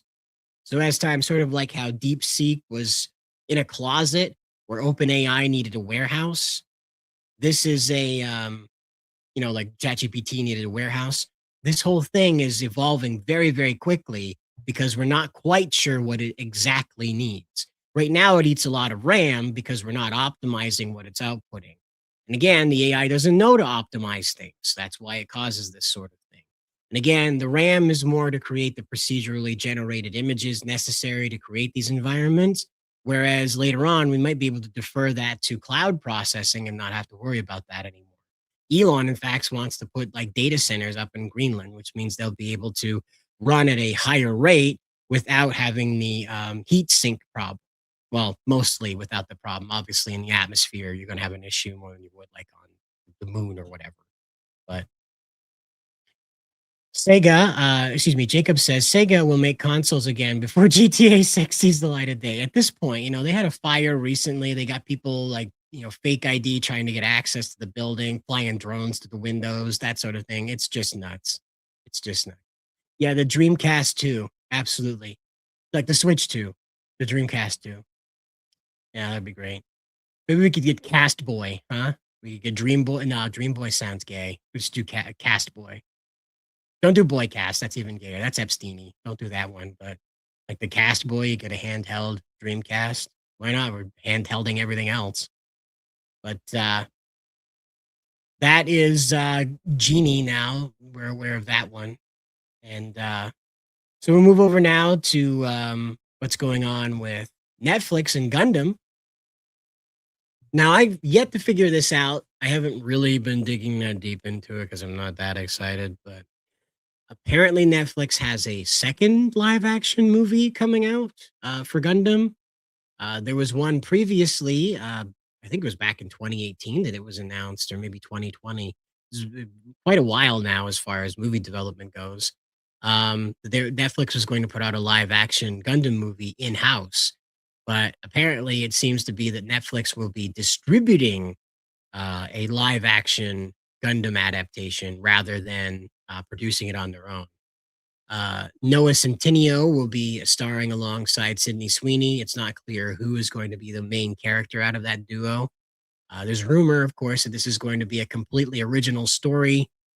I don't know if Gundam, like Sunrise, is supposed to be in the driver's seat on this stuff. So sort of like how we have the One Piece series being run with Oda's blessings. Oda being the creator of One Piece. Sunrise is apparently at the table with the development of this. I could be wrong though. That's what I understood Netflix was saying. But I think this is going to be 08 MS Team. This has the fingerprints. There was some whispering that this was supposed to be some type of like a Romeo and Juliet situation.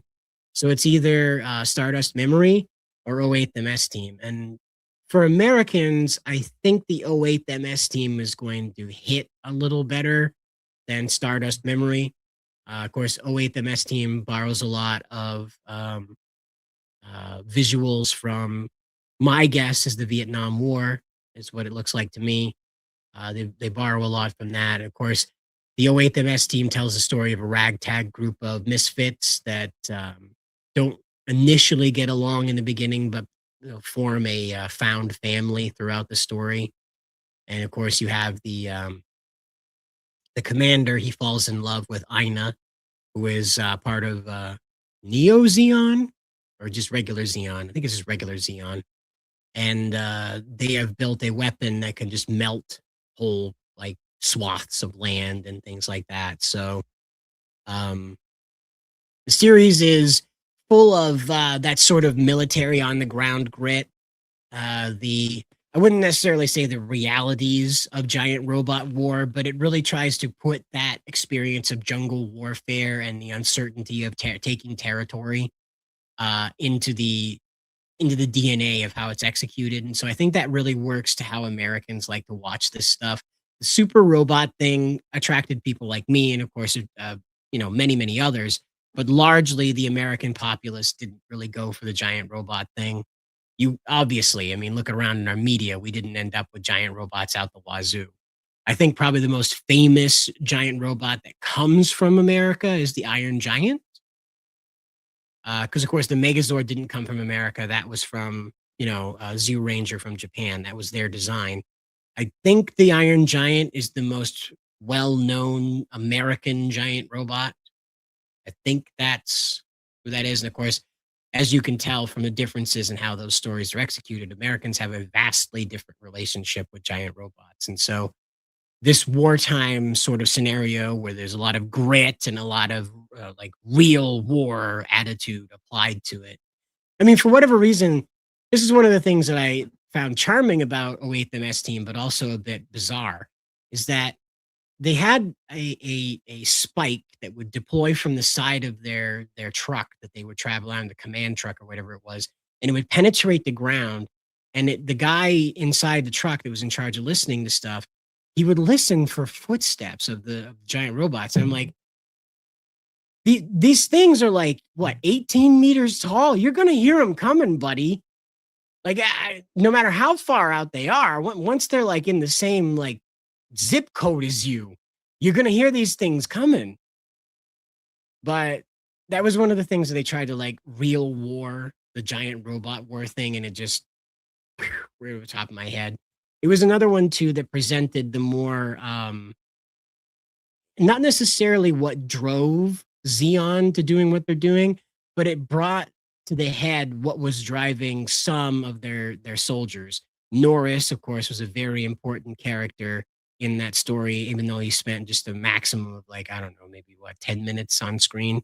Norris is an honor-bound warrior who is in charge of protecting Lady Ina, who is the brainchild that's come up with this robot that deletes whole swaths of land. And Norris sacrifices himself, buying time for that machine to launch, and of course ends up losing the fight against the hero in the process, accomplishing taking out the gun tanks that were meant to shoot down this super weapon. And so Norris's motivations are purely honor. He's not there to accomplish the Zabi family's resolution and things like that. And that's why I think 08 MS Team is a good story to adapt for them, because with things like G Gundam you see right here, you have a whole universe you have to set up. You have to explain like the why there's whole chunks of the earth floating around, a giant Statue of Liberty that shoots a laser out of the torch, all that stuff. You got to explain all of that. Whereas this is giant robots, war, bad guys in a mountain. And it's pretty straightforward what the problem is. And so it's much easier to get people in on that. And I think that might be their goal, is that they drop us in the middle of the Federation Xeon war with 08 MS Team, and then try to work out what the hell's going on with Amuro and Char. And of course, the greater conflict between Xeon and the Federation.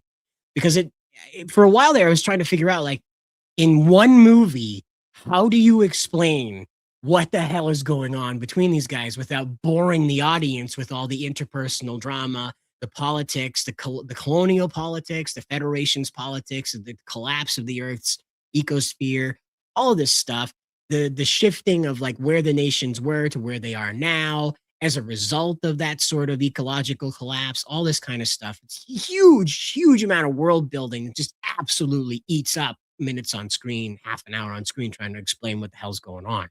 Whereas 08 MS Team drops you into a wartime scenario in which, through the conversation between the soldiers, explains the conflict that they're involved in. You don't have Amuro and you're trying to explain what the fuck a new type is while you're crashing. What is it? While you're doing Operation British, while you have Operation British being executed in the background, you're trying to figure out what the hell a new type is. Amuro's talking to Ghost. Boom. A colony has hit Sydney. Boom. A colony has hit Dublin. Like what? It's a lot. There's a lot of heavy lifting that you have to do in order to get people in on a lot of these. And I think 08MS team is probably the simplest access point for a lot of them. So you'll have to let me know what you think about that. Just going to check here who's trying to message me. But just some stuff going on. Just want to make sure I'm not being told that there's new information coming out. But as you know, we started this conversation talking about butts. So let's get into it. Over at the Bandai Mania live stream, strictly in Japanese, of course. So, we're not going to get too much out of the audio here, so I'll turn that down. But apparently the Amor gear, these are the batteries for Gavan Infinity, okay? Now, these batteries are important because they're emotionally charged. That's why they're called Amor gear. Now, this user calls them Emol gears. I want to say that they're Amor energy, emotional energy gears. I think that's what the combination is supposed to be. And so these charge up and allow them to do finishers of some type or something like that. And here's some butts. That's a butt.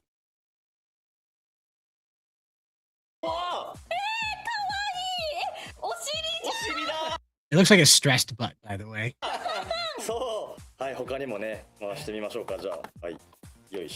That one has hearts on it. That's a butt. I don't know why these batteries have butts. I don't understand. That one's got some kind of fishtail.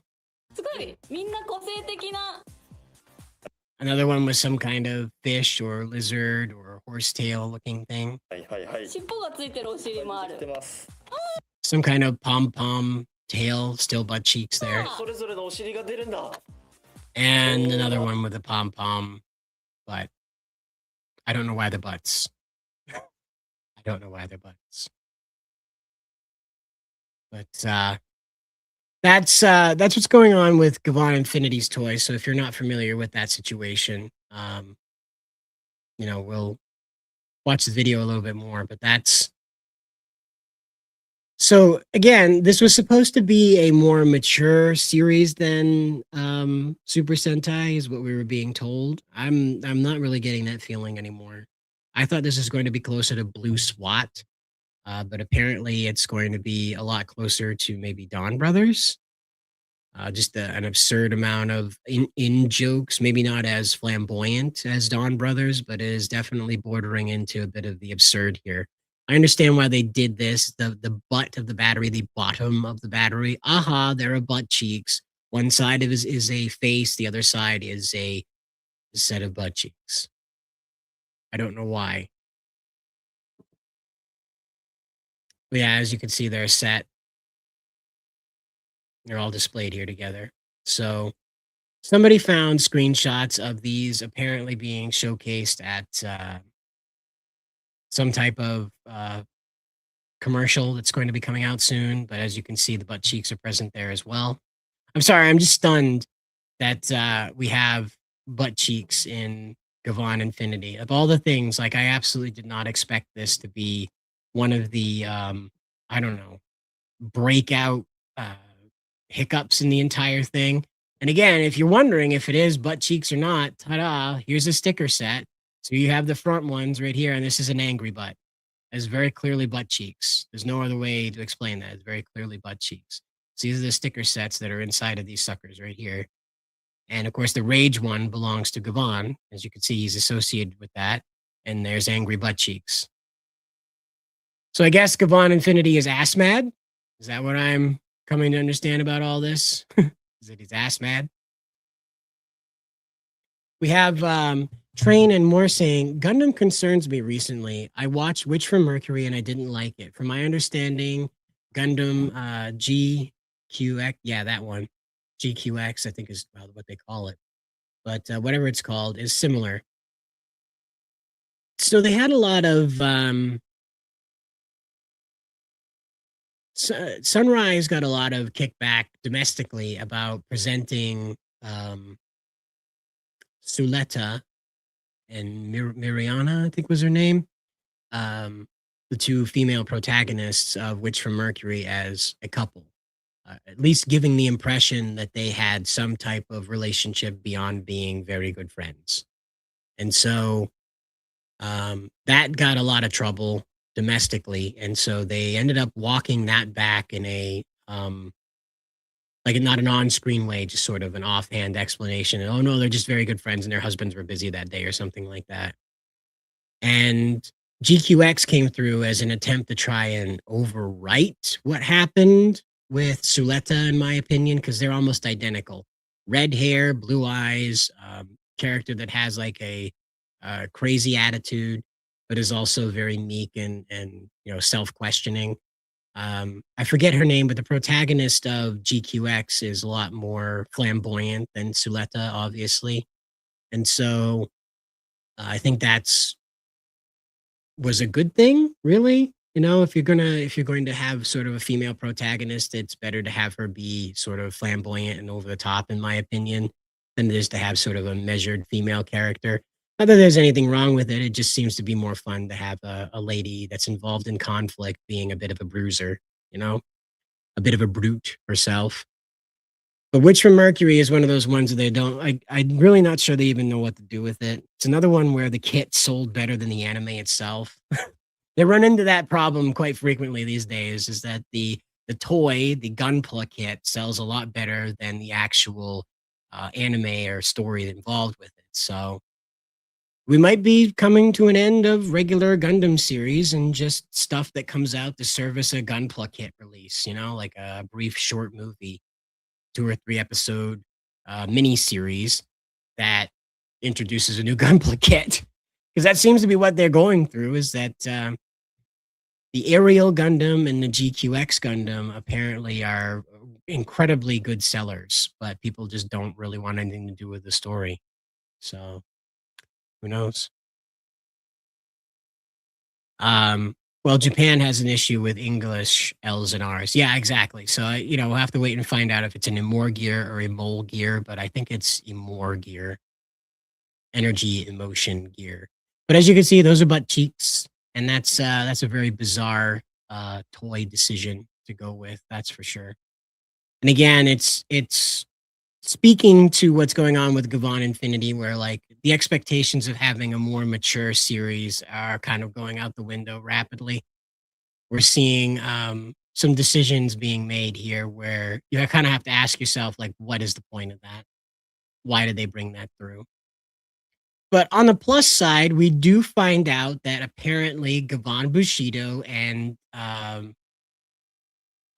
Amuri Amururi. I'm very sorry. I'm not trying to purposely mispronounce these. But apparently, Gavan Bushido and his boss, his boss lady, have a bit of a relationship between each other. They are not necessarily a couple, but they feel attraction toward one another. And so I'm glad that that's at least one of the more mature elements to this. It's not that Sentai doesn't engage in romantic storytelling, but I'm glad that out of the gate we're going to be having a some type of an adult pairing that involves these characters explaining more about themselves to one another, perhaps the audience as well, because we'll be there to witness it. Um, I'm glad that we have that kind of vehicle for Gavan Bushido. And I like the commander lady. I think she's a lot of fun. I think that because she's the stern type, the real by the books kind of lady. So I'm very much looking forward to her and him being part of some type of workplace romance, I guess you might call it. So of course he's got his Boken here. And again, as we understand it, is that he comes from a universe where it is different time. Perhaps time has flowed differently. Because a lot of fans that are looking at this are explaining that he looks like a character from a period show. You see these in Japan. These are set in, of course, as I mentioned before, the Meiji era a lot. And so he appears to come from that time, but I could be wrong. He could be from the feudal era as well. But as we've talked about with this in Gavan Infinity, these characters are all coming, at least the Gavans are coming from different universes. And they're being brought together by Gavan Infinity, the red guy.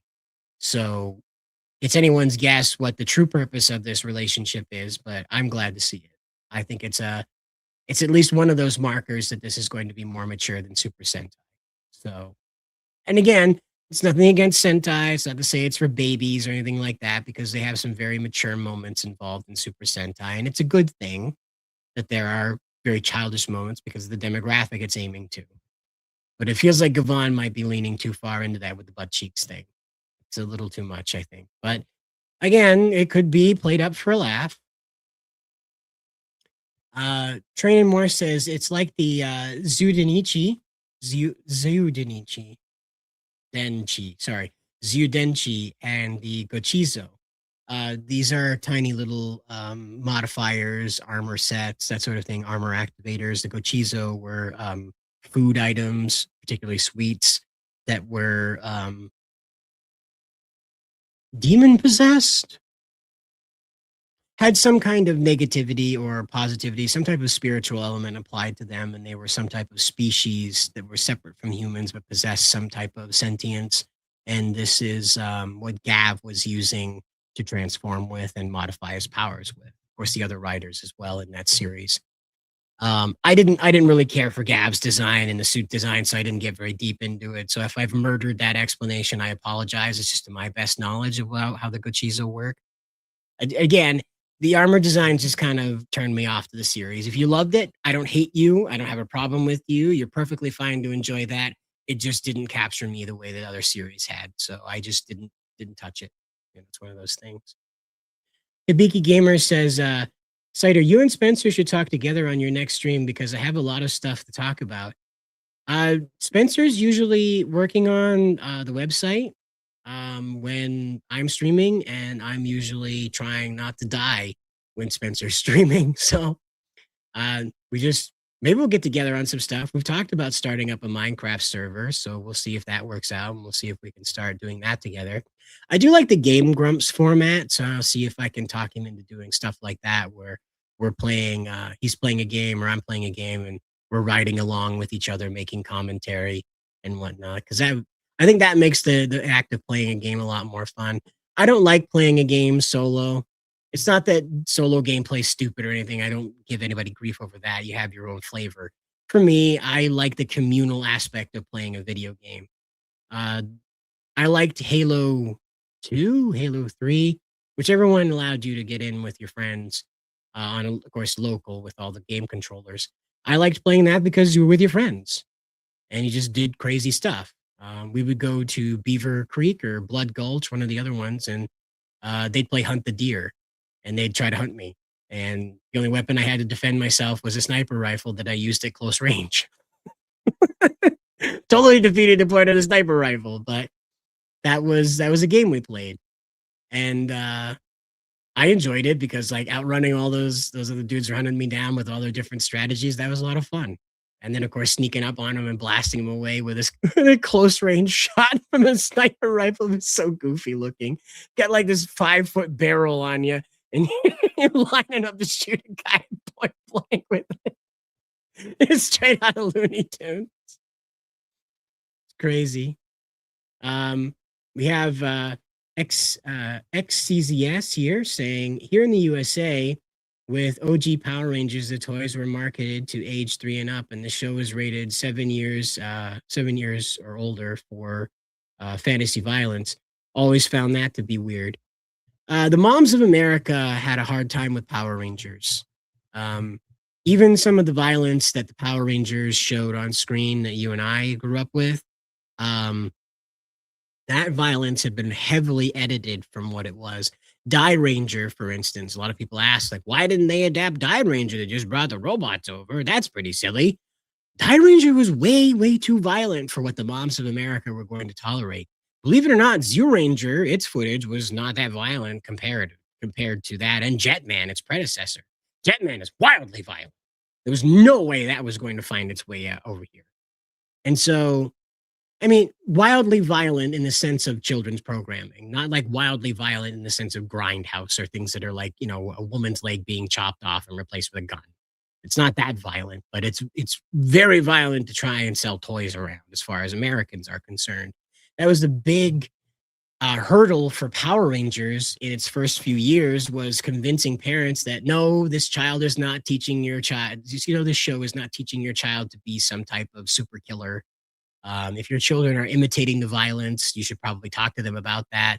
I think for a while there were disclaimers. Um, they had PSAs at the end of the show where the characters would remind kids not to go around kicking their friends and things like that. Don't, Rangers only defend, they don't attack, that sort of thing. Um, because it was difficult to explain in an environment where that type of show had not existed in the past. The closest thing we had to Power Rangers before Power Rangers was Captain Power. And Captain Power involved just sort of blasting lasers at each other. Like the peak of children's violence, on-screen violence, I would say from before that point, before Power Rangers, was probably what? Was Skeleton Warriors around that? No, Skeleton Warriors was like mid 90s. So G.I. Joe was probably the most violence, because you'd see like the Robo Cobra agents explode. You'd see like the tanks explode and things like that. And of course, Cobra Commander and Destro would get away. They'd be alive after the tank they were in exploded into, debris.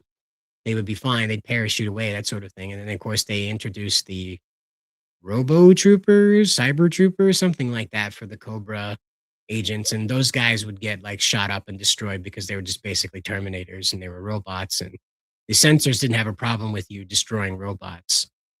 And so I think G.I. Joe was probably the most violent of them, because I don't remember Transformers showing, in the show itself, showing so much death. The movie, of course, had plenty of it, but I don't remember the show itself having a lot of death in it, the finality of death in it. But Power Rangers, every episode ends with the monster dying. Like the solution to the conflict is to murder. that's the takeaway of Power Rangers. You bad guy. Sorry, I have a cat, and the hair just gets into my mouth and it's terrible, so I just spit it out. I'm sorry. But the cat, not the cat, the Power Rangers end every episode with killing something. Okay, that's the solution, is killing most of the time another living being, not a robot, another living being. And that's even though they're monsters, they're horrific demon-like creatures, very, very hard to get around that with parents who are like aware that that's the takeaway, that when you reach a conflict where someone's not agreeing with you and they're potentially doing bad things, maybe by your measure and not the world, the solution is to kill them. You've really got to love, yeah, Power Rangers invented the Shadow Realm. I wish, but nah, Rita's Dark Dimension, I think is what it was called, was Rita's Dark Dimension or something like that. That's where Goldar would go, beat the ass off of Jason and Tommy in that fog-covered room that didn't have doors, but a bunch of barred windows and stuff. And I think that was her Dark Dimension or Dark Prison or something like that. But largely, the Power Rangers just sort of just killed the guy. They just like, that should be the headline, like the Power Rangers kill a guy. Yeah, he was an alien. And like the talk show hosts are like, are we sure that all these aliens the Power Rangers are blowing up are really the bad guys? They blow up a lot of them. These could be hardworking Americans, Oh man, it was absolutely crazy. Well, Conrado, Javier, what we're looking at is a lot of Asia will be seeing Gavan Infinity airing without delay. So there'll be simulcasts in different languages throughout the Asian region. It has not been discussed yet if Gavan Infinity is going to, pardon me, excuse me. That caught me off guard there. I apologize. It's not clear if Gavan Infinity will be doing the Zets thing and airing on Twitch or YouTube. Um, it's unclear if they've seen the kind of success they wanted to see with that effort or not. It's again, it's not so hard to sell the common writer in the USA. It's just that we don't have the ability to saturate the market that we used to. I was posting about this the other day with the Bounding into Comics account that the kind of cultural saturation that Halo enjoyed is just not possible in this era between ad blockers and how siloed the social media is and how siloed our conversations are. And when I'm talking about silo, it's like a grain silo. It's just like a tower and a bunch of stuff inside of it.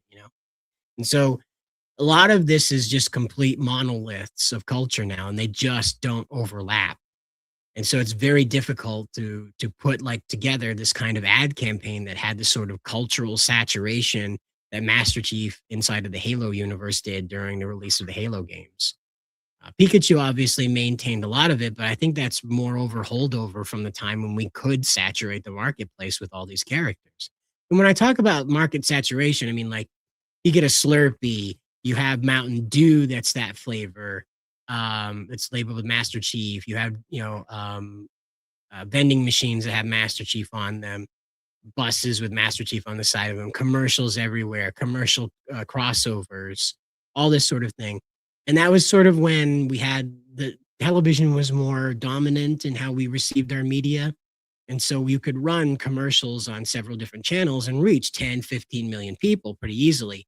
Now you really can't do that. There's no guarantee that they're going to see that sponsored ad in the middle of that 15 million view Mr. Beast video, you know? So people just aren't receiving that kind of ad marketing anymore. And I don't know how you go back to it, really. I really don't know how you create a cultural saturation moment like that. So I don't know if Toei is going to be able to accomplish that because it's not so much over there that they experience that. There's still a way because again, the smaller nature of Japan allows information to stay condensed, whereas here we're dealing with a lot more people. And the West is largely lumped together, whereas Japan, of course, is its own culture unto itself. So its media is very widespread. A lot of people in Japan are interested or aware of Gavan Infinity, whereas here in the USA, a lot of people who might be interested in a Power Rangers reboot just haven't heard about it yet because they don't travel in the circles that talk about it. If you're a football guy, but like the Red Ranger was really your thing when you were a kid, you're not going to know about this Power Rangers thing until somebody you're talking to brings it up to you. You're not going to flip through a channel and whoa, the Power Rangers have a reboot coming up. It's just not going to happen. People don't channel surf anymore. And if you do, I have no idea why. Just pop open YouTube.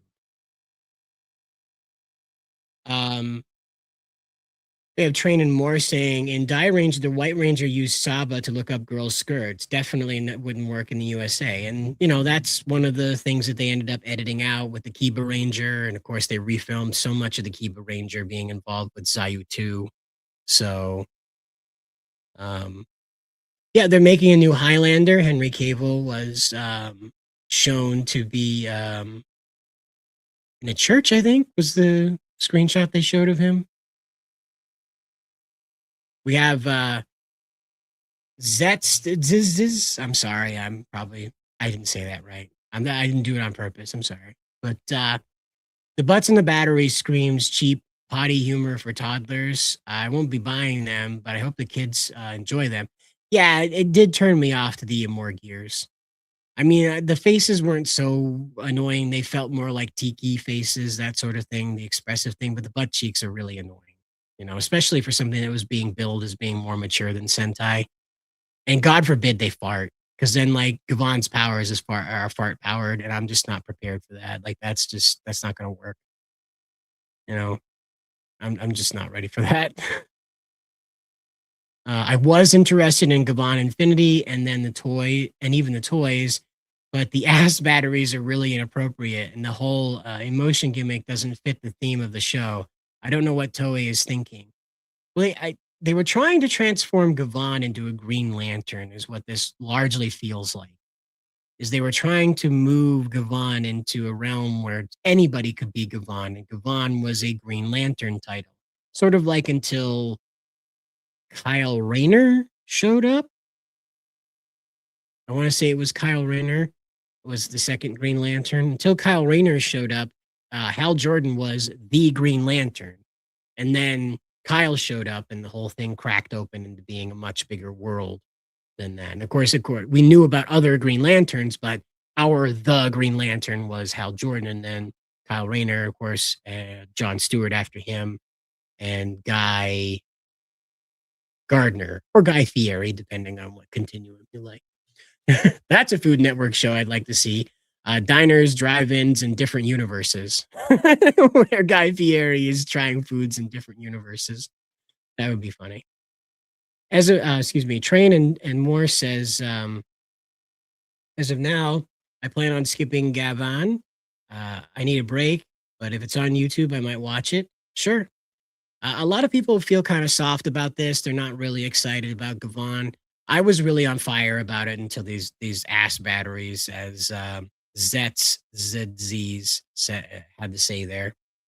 Because again, it's not that these things are like completely stupid on their own. It's in association with a law enforcement story that it really falls apart. This may have been one of those things like, how do we hold the kids? And so it'll be one of those things that's really out of place when it is used. I don't know, but it definitely is a jarring decision to make. Sakura Mita says, I won't be surprised if Gavan Infinity was supposed to be Super Sentai 2026 before they bring back Metal Hero. Well, it was mentioned by the showrunner of both Kamen Rider and Super Sentai that Gavan Infinity was not decided to be the successor of Gozuger until Gozuger was already airing. So they were neck deep in getting that final Sentai going before they decided it was going to be the final Sentai, and that's really intense. Because you got to remember, Toei's not some fly-by-night company. They're not some independent group that's just trying to scrape together, like GoFundMe donations to do this. This is a multinational, multi-billion-dollar company that's done this production for 50 years. This production alone for 50 years. And they could not figure out what to do until their final production for Super Sentai was already on television. That is scary. That is really scary when you really zoom out on like what the hell was going on in their planning offices where that was going on. Like Gavan Infinity feels like a big risk. And that's what I say. Like, I appreciate Toei going out on a limb here because this is a massive risk that they have taken. Massive. Kenny F. and Power says, I don't know about most Japan entertainment media, so I went quiet. Great stuff, Cider. See you in the bar room tomorrow, hopefully. Take care, man. Yeah, you too. Have a good night there. Good to have you too, by the way. Thanks for dropping by. The Beaky Gamer says, I don't really know if Highlander has Henry Cavill going to become Connor McLeod. As far as I know, he was cast to be Connor McLeod. Could be wrong. All good. Thanks, bro. Loving the stream so far. Yeah, well, unfortunately, we've kind of come to the end of it here. The AI Guy Fieri with different hair was wild. Yeah, right. That's an example. You just have Guy Fieri in different universes enjoying the food from there. You can make it as freaky as you like. You remember all those weird dishes you'd see in Star Trek. Just do that, but put Guy Fieri in different situations, Did you see the Armosaurus comments? Sorry, maybe I missed it. Hold on. Oh, how likely if Disney Power Rangers reboot riff off Disney's Armosaurs? I would be surprised if won't be surprised if they got lazy. This is where I'm interested because Armosaurs makes a big deal about the dinosaurs, not so much with the kids. The kids, of course, are there to make commentary and provide their voices, but the big focus is on the dinosaurs. And I half wonder if maybe the Power Rangers reboot is just not going to be that big on robots. I half wonder because again, the 2017 one was so weak with that Megazord. I have no idea who they thought they were going to sell that to. And it really did not seem to be designed with kids in mind, like child appeal. So I wonder if maybe they're not going to lean that heavy into the robots again, like what happened in 2017, where the robots are just sort of there for the final act. If that's how they're going to do it, if they're just going to sort of shovel off the Megazord as like a final act ass pull trump card thing, as opposed to being, like one of the main toy attractions to the show, the show. It's still unclear if they're even going to go forward with trying to make a show for kids. That's the expressed purpose that this was put together. But as we've seen with a lot of these attempts to recapture children using reboots of old franchises, they are really pitching to the older fans that were originally invested in the franchise beforehand. So I don't know. That's my theory, is that they're probably not going to lean that hard into the robots. They're going to lean hard into, the heroes in the suits doing crazy stunts. So, because once again, these companies completely overestimate, underestimate, side estimate, what are we going to call it? They just don't hit the target of what they're trying to do because they refuse to acknowledge the success of the source material. For whatever reason, Hollywood is absolutely viewing Japan as kryptonite. And so you can bet that that Power Rangers reboot is going to do everything it can, short of taking them out of the helmets and suits, to stay away from the Japanese source material, even though Super Sentai won't even be on the air when this stuff is finally out. So it's just stupid. It's just stupid. But I hope you guys have a good night. And as the Epstein stuff continues to come out, we'll probably end up reviewing it. I am anxious to find out if Epstein had anything to do with what we're seeing with anime streaming services, with what we're seeing with the Japanese corporations moving away from, entertaining their own people and going global, that sort of thing. Because again, you'd never expect him to be that deep in gaming that he caused microtransactions. I can't wait to find out that he's one of the fathers of Crunchyroll. Either way, guys, good luck.